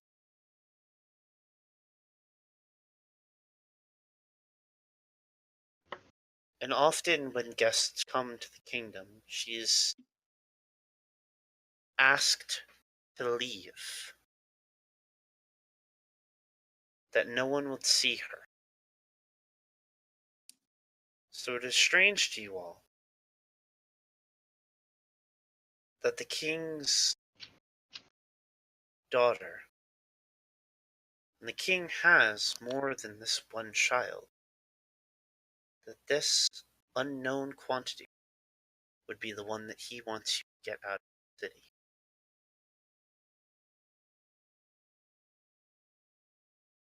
I would think that it is because she is the favorite child, despite being of a half-breed lineage. Must You do know be that the the heir. late queen of Ministel was an elfin woman.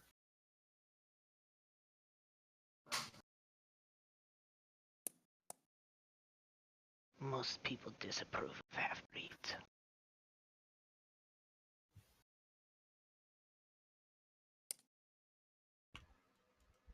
Are you going to say that in front of the girl? This is exactly what I am saying while we are traveling, and everybody is wondering. I mean, did they look down on? Sure, but there's nothing wrong with them. They're perfectly fine. I never said that there was anything wrong, I just said that most people frown upon them. But if she is the favorite child of the king, it makes sense of why we are escorting her, and not any of his other children. I don't think now's the time for speculation. What else are we gonna do? These tunnels are long. There's not a lot to do other than think. And these tunnels are long, and they are dark. Fortunately, I cast light.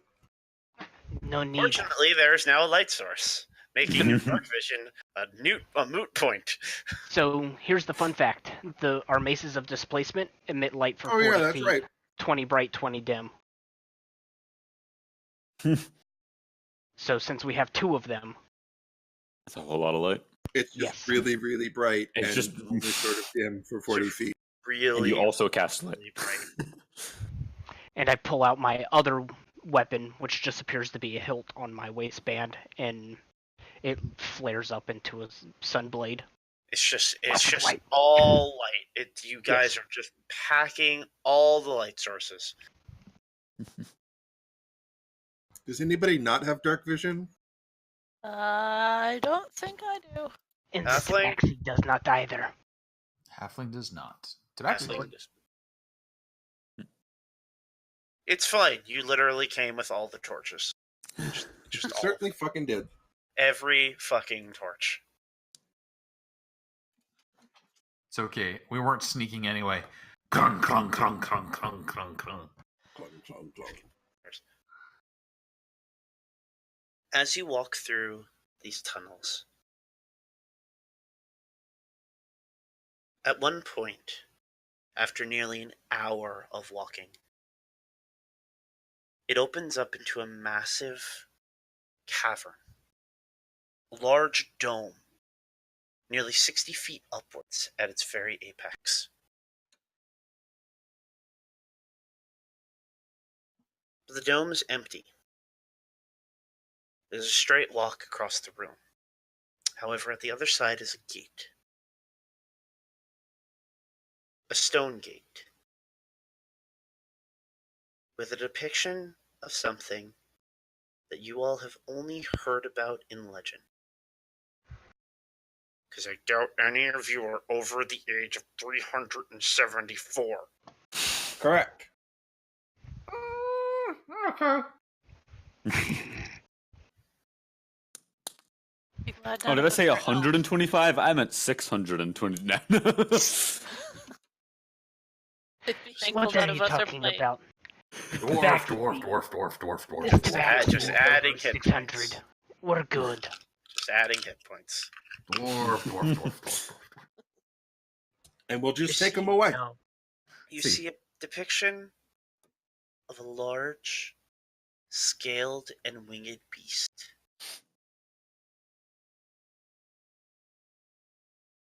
Roll a history check, everyone.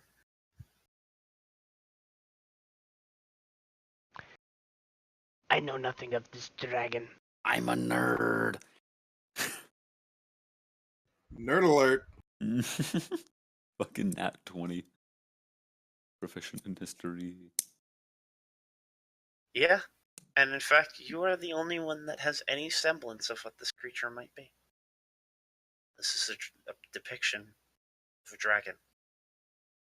Beasts lost when they all died 374 years ago.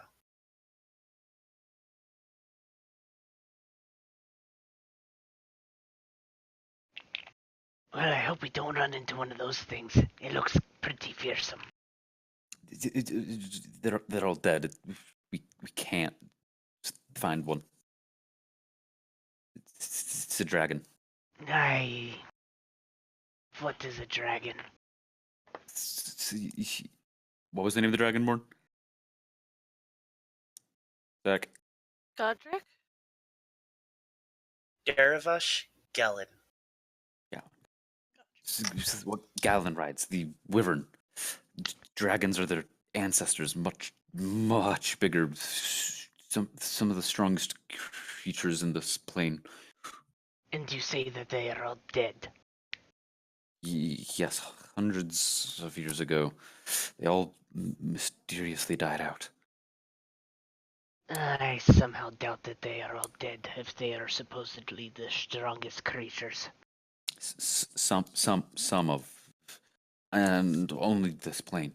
You would all know, just because of the way the calendar works, that the year is 374 DF. Dragonfall. Time reset when the dragons die.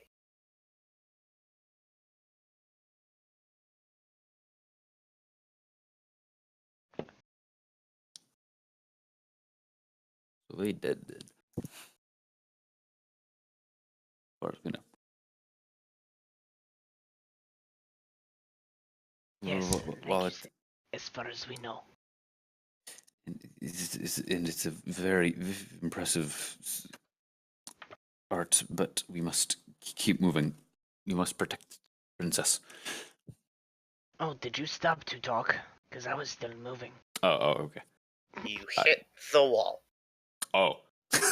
So we came upon this and there's no other... There's this gate. Oh, it's a gate. Got it.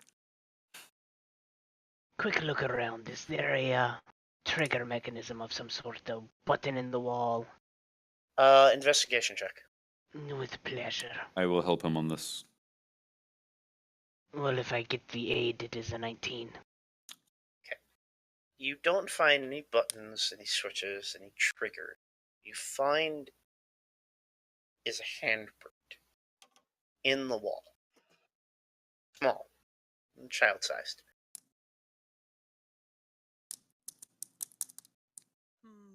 And About the size of Exactly the Amarillo's for- pants. Ye- Amarillo's, what's your size, eh? She'll stick her hand in the thing and see if it does anything. You take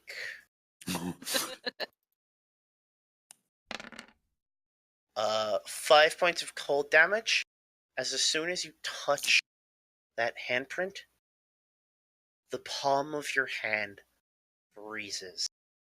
So, like, she reaches and touches it and, like, immediately shrieks and pulls her hand Immediately back. shrieks, pulls her hand back as That's ice cold! crystals shoot all the way up your arm, almost to your shoulder. Ah, bad idea. Bad idea. I'm sorry. Don't give me a minute. This is a passage for royalty, perhaps the royal hand. Yes, that. Oh, that makes sense. And as you say that, you watch as Melina walks over. I am Places being her ready hand to on the pull her hand back immediately. If Harem anything watch- similar. Harem makes a silver bet with Bluebeard. You watch the symbol on her cheek, this silver marking that she has resting on her cheek, start to glow, slight silverish hue, as she places her hand in the hole. This mark on her cheek, is it a language? The gate starts to slide over the side, pulls her hand away, unharmed, and the glow on her cheek fades. Harem sort of strokes his spears like, side sliding gate. That's not dwarven work. We lift from the bottom. We do. And we drop hard from the top. Again, the symbol on her cheek. Any language, or is it just stylized? What languages do you speak? Common, infernal, and primordial. Nothing you know. Is it draconic? It is. I know Worf can read Draconic. it. We can both read it. It's not so much a word as it is a symbol. And the symbol is dragon.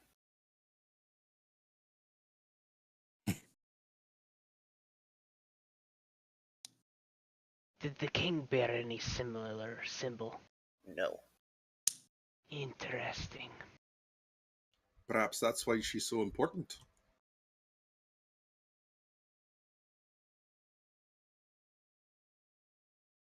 Perhaps. Harem is marching forward, lance back and forthing, making sure everything looks clear. It all seems clear as it could be. Actually, Tabaxi do have dark vision. Yep. Cat's eyes. Goddamn better But than actual- cats. But actual cats do not. don't have dark vision. That's because they're not magical half cat, half people. Taxis aren't magical. Yeah, you I got mean, me. they're kind of magical. We are not filthy half-breeds like the Dragonborn. I like to think all races besides human have some slight tinge of magic to them. Because how the fuck else did they get the way they are? Hard work in the mines. Hey, just remember, just remember, all races evolved from elves in this world. Ooh, okay. Oh, interesting. Even Are the humans dwarves. so- Heresy! Even the dwarves. Even the dwarves. Even the dwarves. You were I elves believe in once. creationism, where we were all created to spite the elves. That theory is long disproved, Harem. You Do can't you know disprove how it. the dwarves came to be? They were elves once, twisted by madness. That's just elven propaganda. That it is. Everybody knows that different gods created the different characters. Characters being the races. I'm not slowly slipping through the fourth row. So as Harem marches down, muttering to himself about the blasphemies of the gods. Conspiracies of creation. Alternative facts. Teaching creation in our schools. Ugh. Fake news. Elfin Sorry. No, come on. You can do it, Casey. Make the words go together. Elfolution.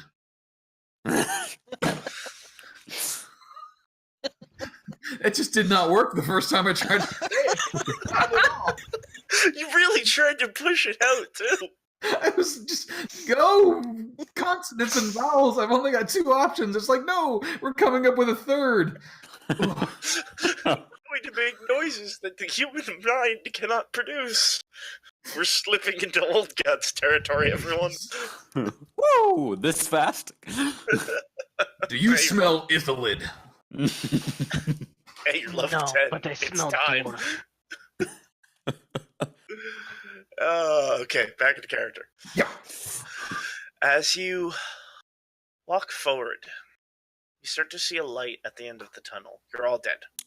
I'm kidding. I see the light. Praise the sun. And I am talking about the actual sun, not me, though I am pretty great. You finally make it out the cavern. And you're not alone. I Of attack course. whatever it is. No, that's me. Fool. As you step out, the sun, well, not sunlight, still horribly teal. What you see? The armored, twin great sword carrying warrior awaiting you all. That is why I attacked immediately. Hold on. Get on the map! On the map. The map. Map. Sun I'd on be green. like, That is not a token. What? Fuck is her token? There it is.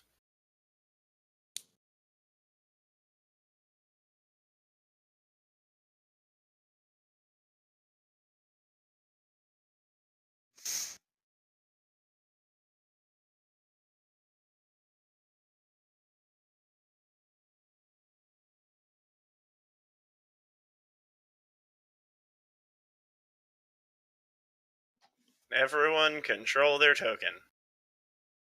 Yes. yep. Surely.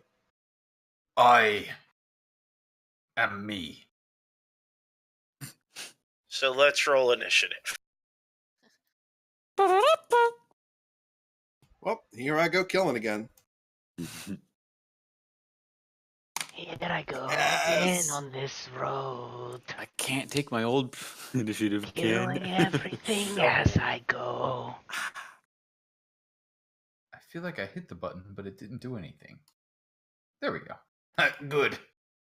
I like to take my time and think Oh things my out. god, that's twice. I like to ease into battle. Mm. Coal burner, come along.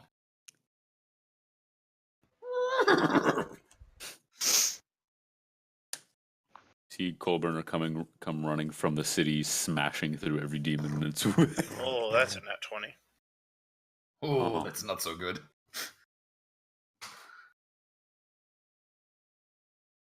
Immediately upon seeing this, the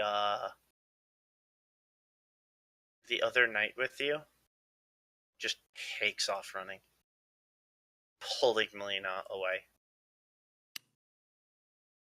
As they start to run off, Korth would turn them invisible. Good Like, to we know. get out of the tunnel, and he's like, "Ugh," and poke, invisible. Foomp. So, Amaryllis, Travel safe, pretty lady. the creature that knocked down the gates of your home now stands before you. Fuck it up. Yeah. Going to dash over this way. Range. Exactly. And daggering.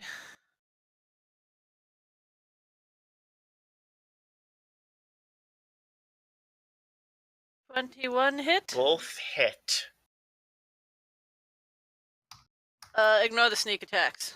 That's still turn. I am ignoring the sneak attack. Those Those are the good ones. Duplicate damage right there. Perfectly symmetrical fighting never What type stopped. of rogue are you? As all things should be. Swashbuckler. That's right. So you don't have the assassin feature, where if it hasn't taken its turn yet. No, Swashbuckler, in fact, does not have the assassin class feature. Yeah, which sucks. Because that would have been some damn good damage. Oh, yeah, it would have. I mean, it wouldn't have been assassin. It wouldn't have been the auto crit because he wasn't surprised. It Oh, doesn't that's matter right. if he's surprised. It's the feature of I where he believe- I hasn't do taken his believe It turn. has to be. He yet. has to be surprised. You get advantage if he hasn't taken his turn yet, but you not get the auto crit. Assassin, you have advantage. Advantage attack was any creatures that haven't taken a turn in combat yet. A critical, any hit you score on a surprise creature is a crit. Gotcha. Yeah. So you could hit 3 different creatures that have already gone as long as you hit them beforehand. Or wait. They haven't moved or taken a turn. Gotcha. Is that your turn? I'm reading a thing real quick because I'm not used to swashbucklies. I want to do this thing. The thing that things thingly. There's just lots of words.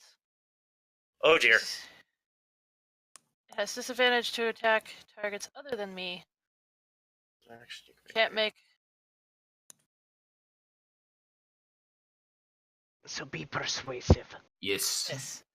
Persuade him. Okay. Beguile him with your allure. Well, let's make Come a roll. on, big guy.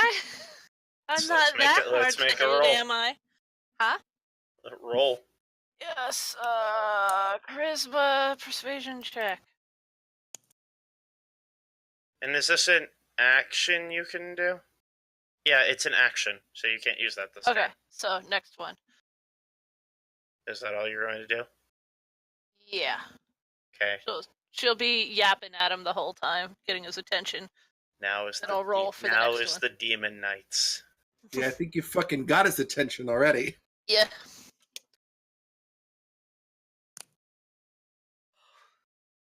Watch this. She's going to bait him into attacking her. Though the rest of that text would break it pretty much immediately.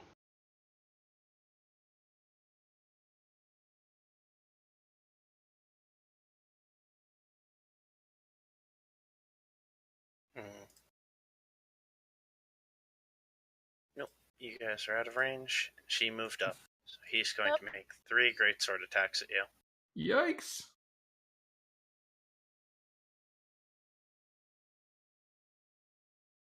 I believe she can bonus attack. Well, it's already past her turn. Oh well. Natural 20. Yikes. Damn. 26. 25. That's not fair. I think all 3 of them land. So I didn't set him up. So this is... These are the non-crits first. Plus fire. I don't think she's gonna be alive. This might just straight insta kill. More like Amaryllis without her shins, eh? So that is. And this is the crit. Oh boy, A lot of howdy. numbers. There's a lot Yeah, of Holy numbers. she's actual fuck. down. She's down. I'm pretty sure she's just flat out dead.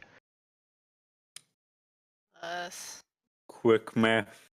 Quick It's math. more than she has. I'm 16 just plus trying. 21 Wait for the plus stream 22. to catch up real quick. That's And everyone freak out. 63 plus 16 is 77 fire damage. And 33, 49, 50. 156 damage. How much health do you have? Not that. How much? What is your max health? With those extra ones was 73. You are You're outright dead. dead. Did Wait, it. hang Wow. on, hang on. Critty, roguey cut things in half damage thing. No, Oh just yes, the one.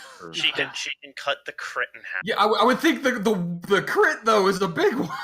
I still don't think she has enough hit points. You don't won't be outright alive. die. You will is be what they're saying. alive. You will be unconscious, but you won't be flat out dead. Yes, you could be healed. Oh. So she can cut that in half. So you're still down, Yes. but you're not insta-gibbed. You watch as this creature strides up, and in a flash, the three great swords swings, and you watch as your ally falls to the ground. That is not good. He lifts one of the swords, points it at all of you. As a bonus action, he's going to cast Staggering Smite.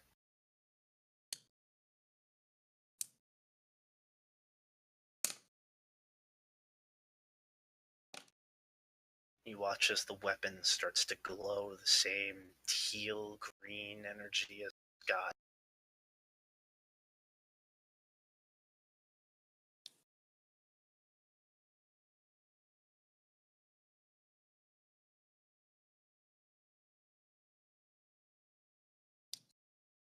Bluebeard.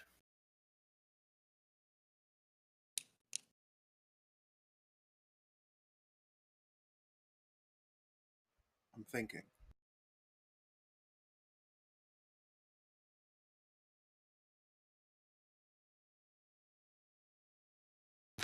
All right.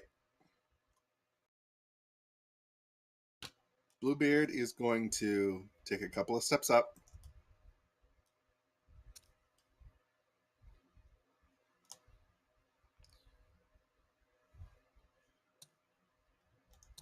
You are going to have to take down every single one of us if you want to get past.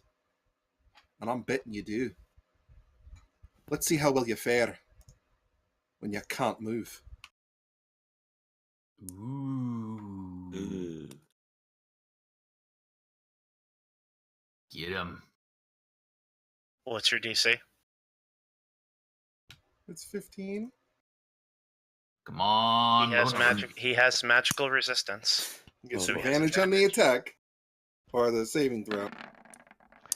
Come on, Lolo. Ah. Oh, You hate to see it. So close. You watch one of the great swords just lift, and as your enchantment flows through the air, it just cuts through it. You want to play like that then? Come at me. And that's the end of my turn. Question. Answer.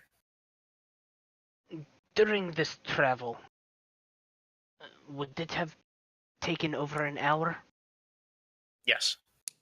So we would have had the benefits of a short rest? Yes. Since we were not doing strenuous? Yeah. The walk between the second and third gate would have let you have a combat, which would have given you a half hour. Wonderful. Give me just a moment then. But you can continue on to... Oh, it is my turn. It is your turn. I need one moment just to double check something. Classes, monk. Key points. Do I get those back at a short rest? Yes, Cool. I know because I play one often. First time playing a monk. Every campaign I go into playing something I haven't played before. Nice. The one shot is my chance at a monk. Monks are fun. Monks are broken. Except for when you So- get smacked for half your health in one hit. Yeah, well, yeah. I mean, like, dodge tank. Yes. So, running up. I am going to smack him twice with the Mace of Disruption. Okay. But on the first one, if it lands, does a 19 hit? 19 misses. Wonderful. And then the second one also misses. Also misses. I'm going to burn a key point for flurry of blows. Okay. And this is going to be actual unarmed strikes. 27. Hits. That does count as magical damage. And Okay. I'm going to burn another key point, and will it please make me a DC 15, I believe it's a Constitution saving throw, as I am doing Stunning Stunning Strike. What is your save? 15. And it is not a magical effect, so it does not have advantage.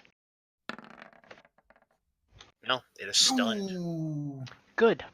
My second unarmed strike then comes at advantage. And it is stunned until the beginning of my next turn. Mm-hmm. So at advantage, 23 for an additional 6. Okay.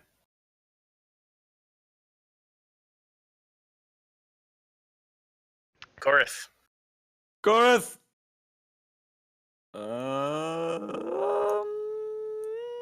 And it is considered incapacitated.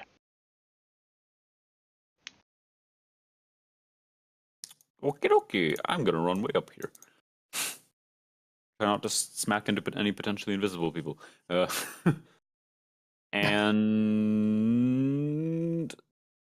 Siki, my lovely cat, is going to help me while I.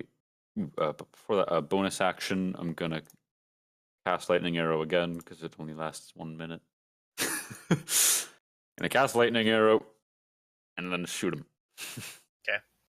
This is at advantage. And yes. 2. Hits. And I have Elven accuracy, so I'm gonna roll one more time just in case it's a crit. Darn. But nonetheless, it hits. Hits are good. Roll damage. So it'll be that plus 48 more for the lightning arrow. So that's gonna be 39 points of damage. 59 points of damage.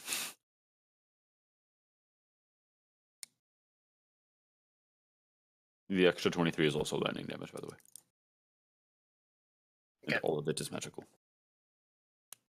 Obviously.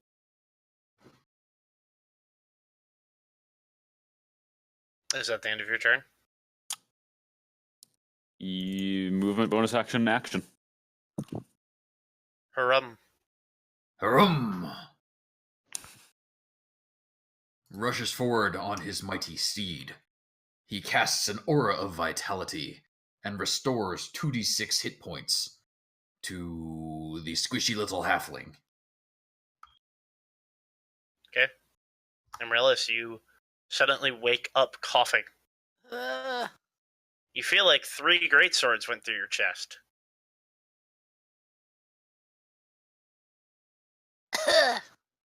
Thanks, buddy. Though in reality, it was only 2. One just went through twice. And then using the charge ability of the Warhorse, Coalburner will strike with his mighty hooves. Okay. Strike with his mighty hooves. Yes, please. At advantage. At advantage.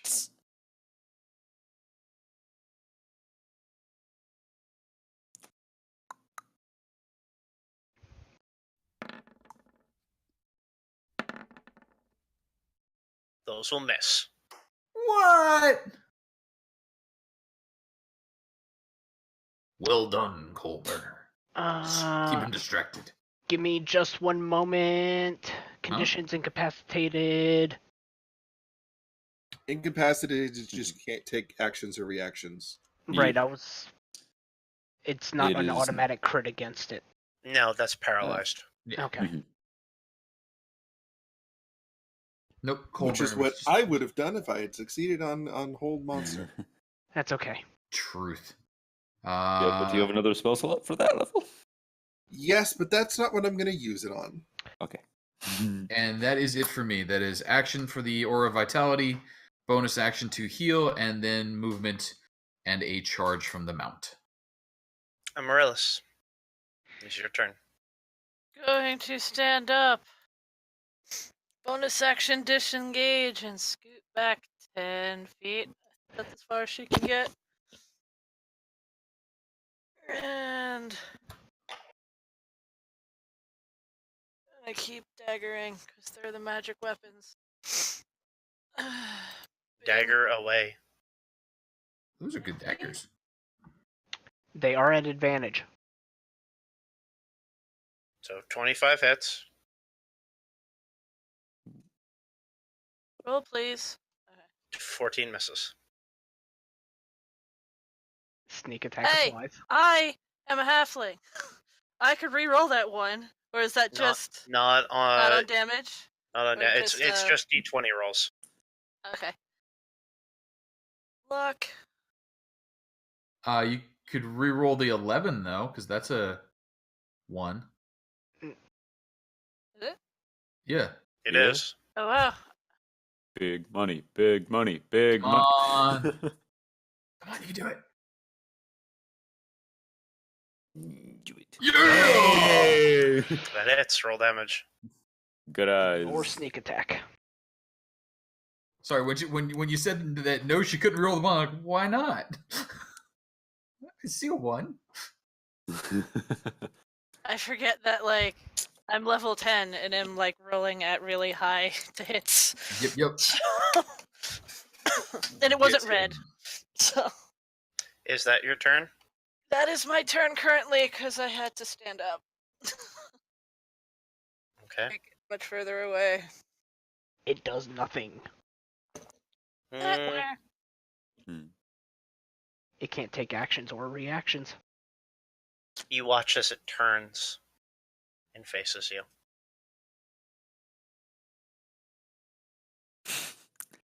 And is upsetty spaghetti. The armor starting to pull back out from the damage it's taken. Mm. And you have a strange feeling that it is healing itself. Mm.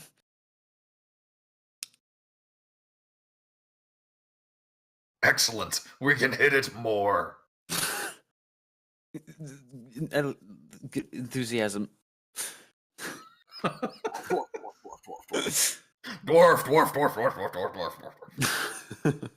It is going to cast a destructive wave. If it requires a verbal component, it cannot, Why is that? because it can only speak falteringly. It is not stunned anymore. Oh no. But it remains stunned until the end of my next It turn. probably At has the a beginning of legendary. at the beginning of its turn, the stun effect faded. There are monsters that do have the legendary to remove debuffs on themselves. Oh, that's bullshit. You think Yeah. that this creature passively heals itself from any and all damage it's sustaining and any conditions it may be under. So it's going to cast a destructive wave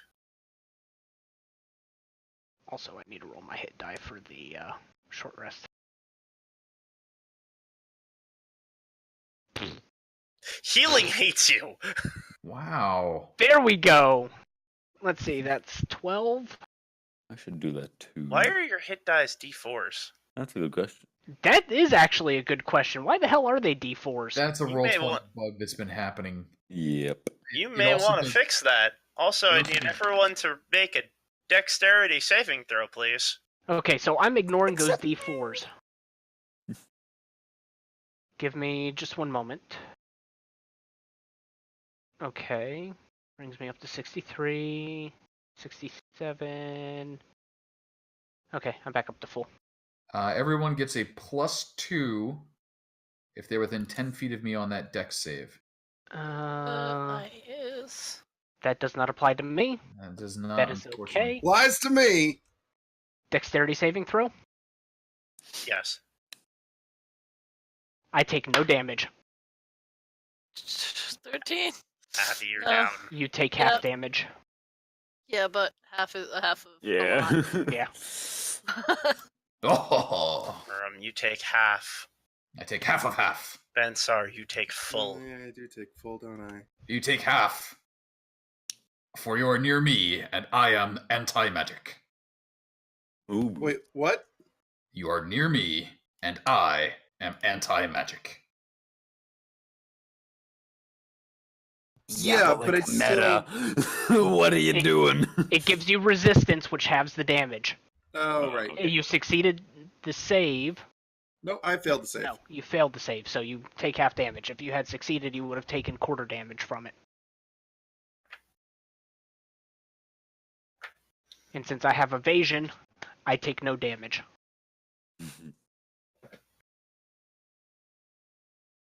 That's still okay. Hey. Bensar, it is your turn.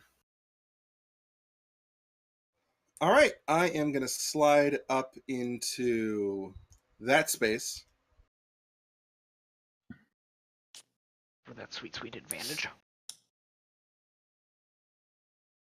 I'm going to use my bonus action to cast this spell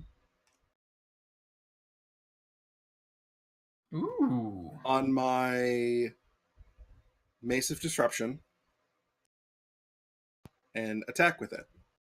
Good golly.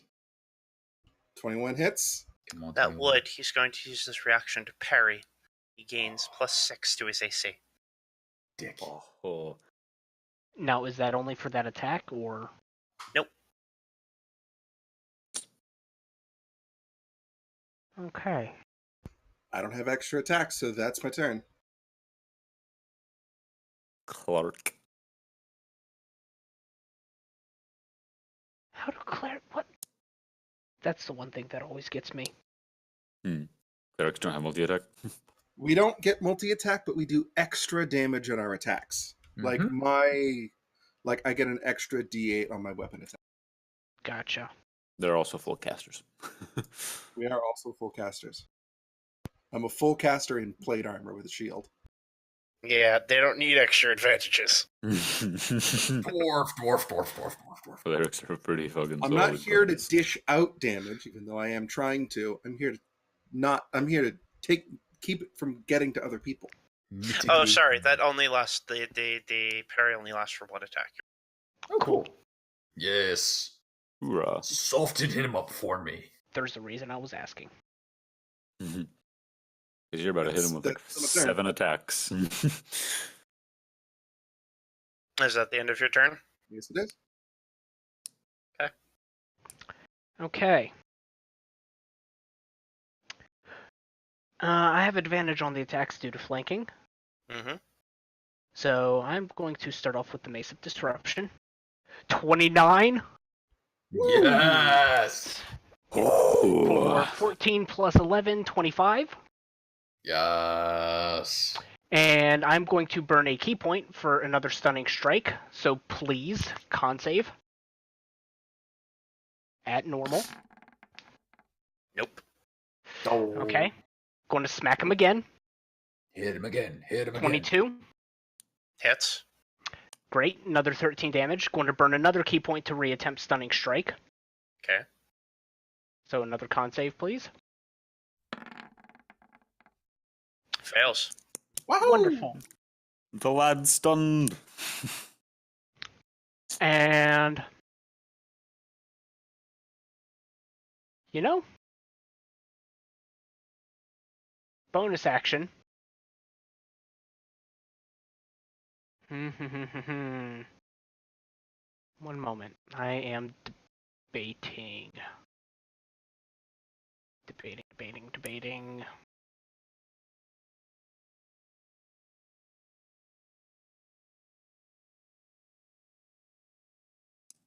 Yeah, I'll burn a key point again for another flurry of blows. These are going to be Goddamn right you will. my Radiant Sunbolts. Okay. I just need to double check something real quick. I know they have a range of 30, but I want to double check to see if they count as ranged. They do. Okay, so these will be at normal then. I think. Give me a minute. Radiant Sunbolt, it is a ranged spell attack. Yes. So then, yes, they count as range.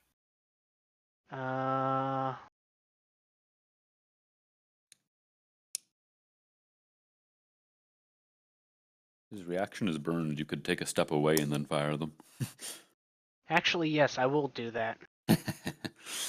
Thank you for reminding me. So I will step away so that these are still at advantage.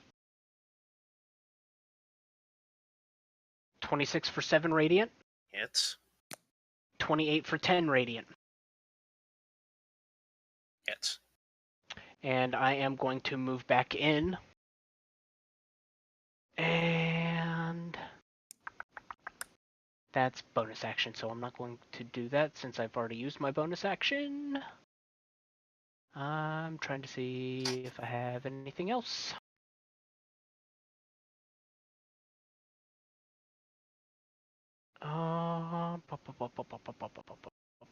Does not look like I have anything else. Okay, that is my turn. Okay. Korth. Gareth! He is going to...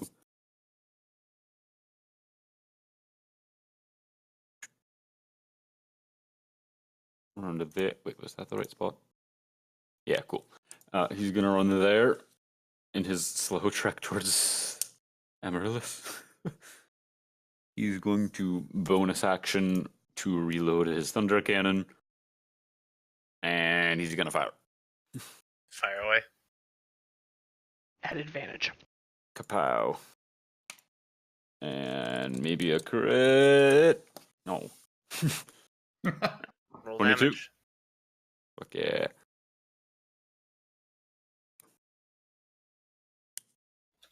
Still good 36. damage. Yeah. You're watching as each hit the plate mail bends in and cracks and breaks. You're seeing black Icarish blood leaking from every hole and wound. It's still standing. Doesn't look very good.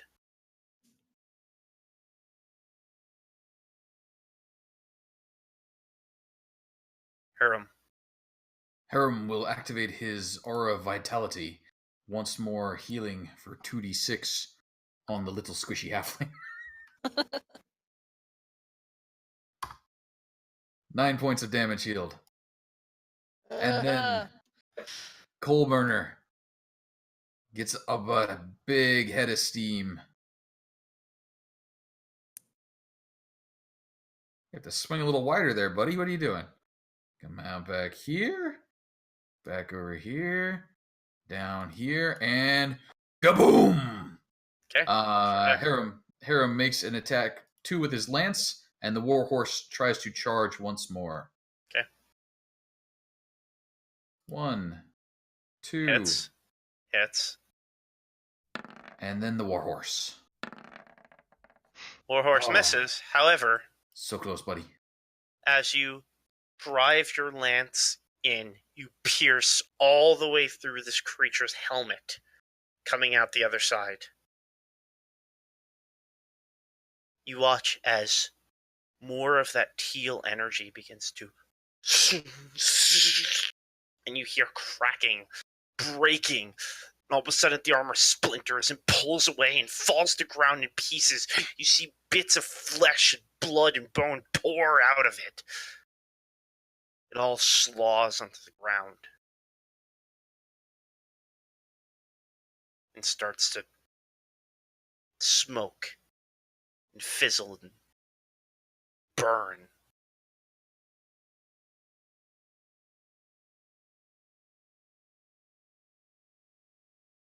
Did we do it? Well, for the moment. I think that we might have. However, since it is taken care of until it shows its face back.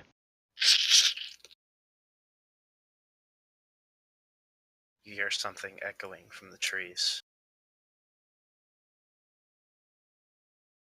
That wasn't the big bad.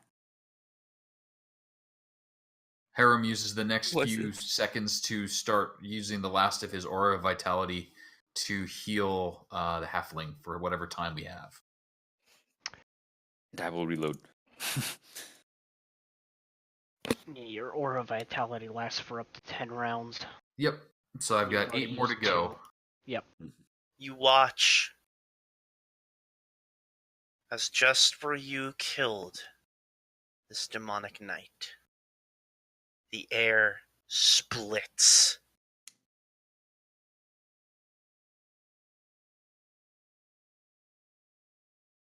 And he steps back into the space he last was. Welcome back. Didn't get enough? And he looks down at all of you. Sure, we can do this all fucking day, right?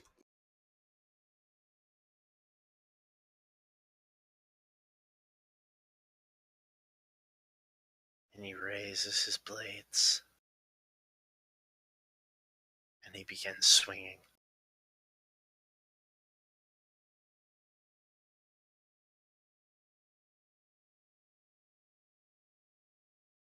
And that is where we are going to end the one shot.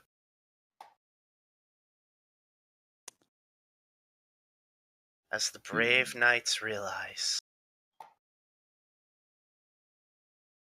that they are locked in battle with the demon knight.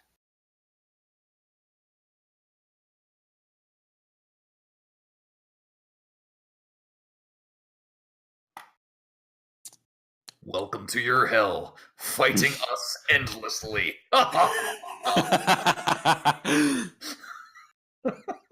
However, I got plenty more stunning strikes left in me. Let's go. the fall of Holy weapon Ministel. lasts for an hour. The fall of Ministel is not the end of our story, but the beginning. For in a tavern west of Ministel,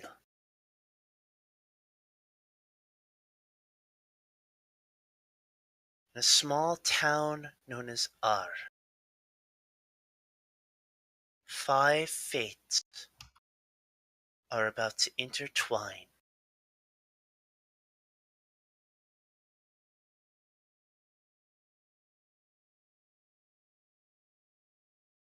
Two weeks after the fall of Ministel, a pair of riders enters a tavern.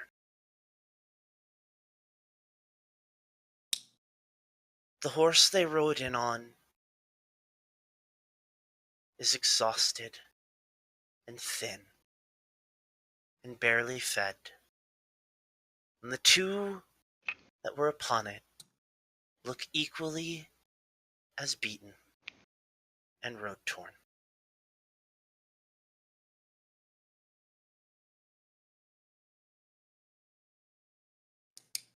They both enter the tavern looking exhausted. Moving in to take a seat.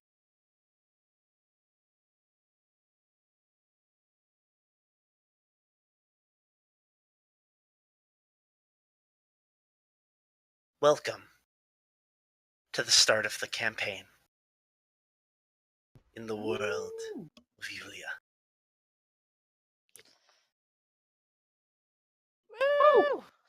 Woo! Demons everywhere. That is where we will end tonight. I hope you guys had fun. Verily, yeah. sir. You and your modified Death Knight. Yeah? It was a good back to make a really nasty level 20 monster. And we are there killing it for all eternity. Until we mortals start getting tired. Hey, I you like might, your thinking. Maybe might you see should those get out and characters work again. out more. you may see those characters again.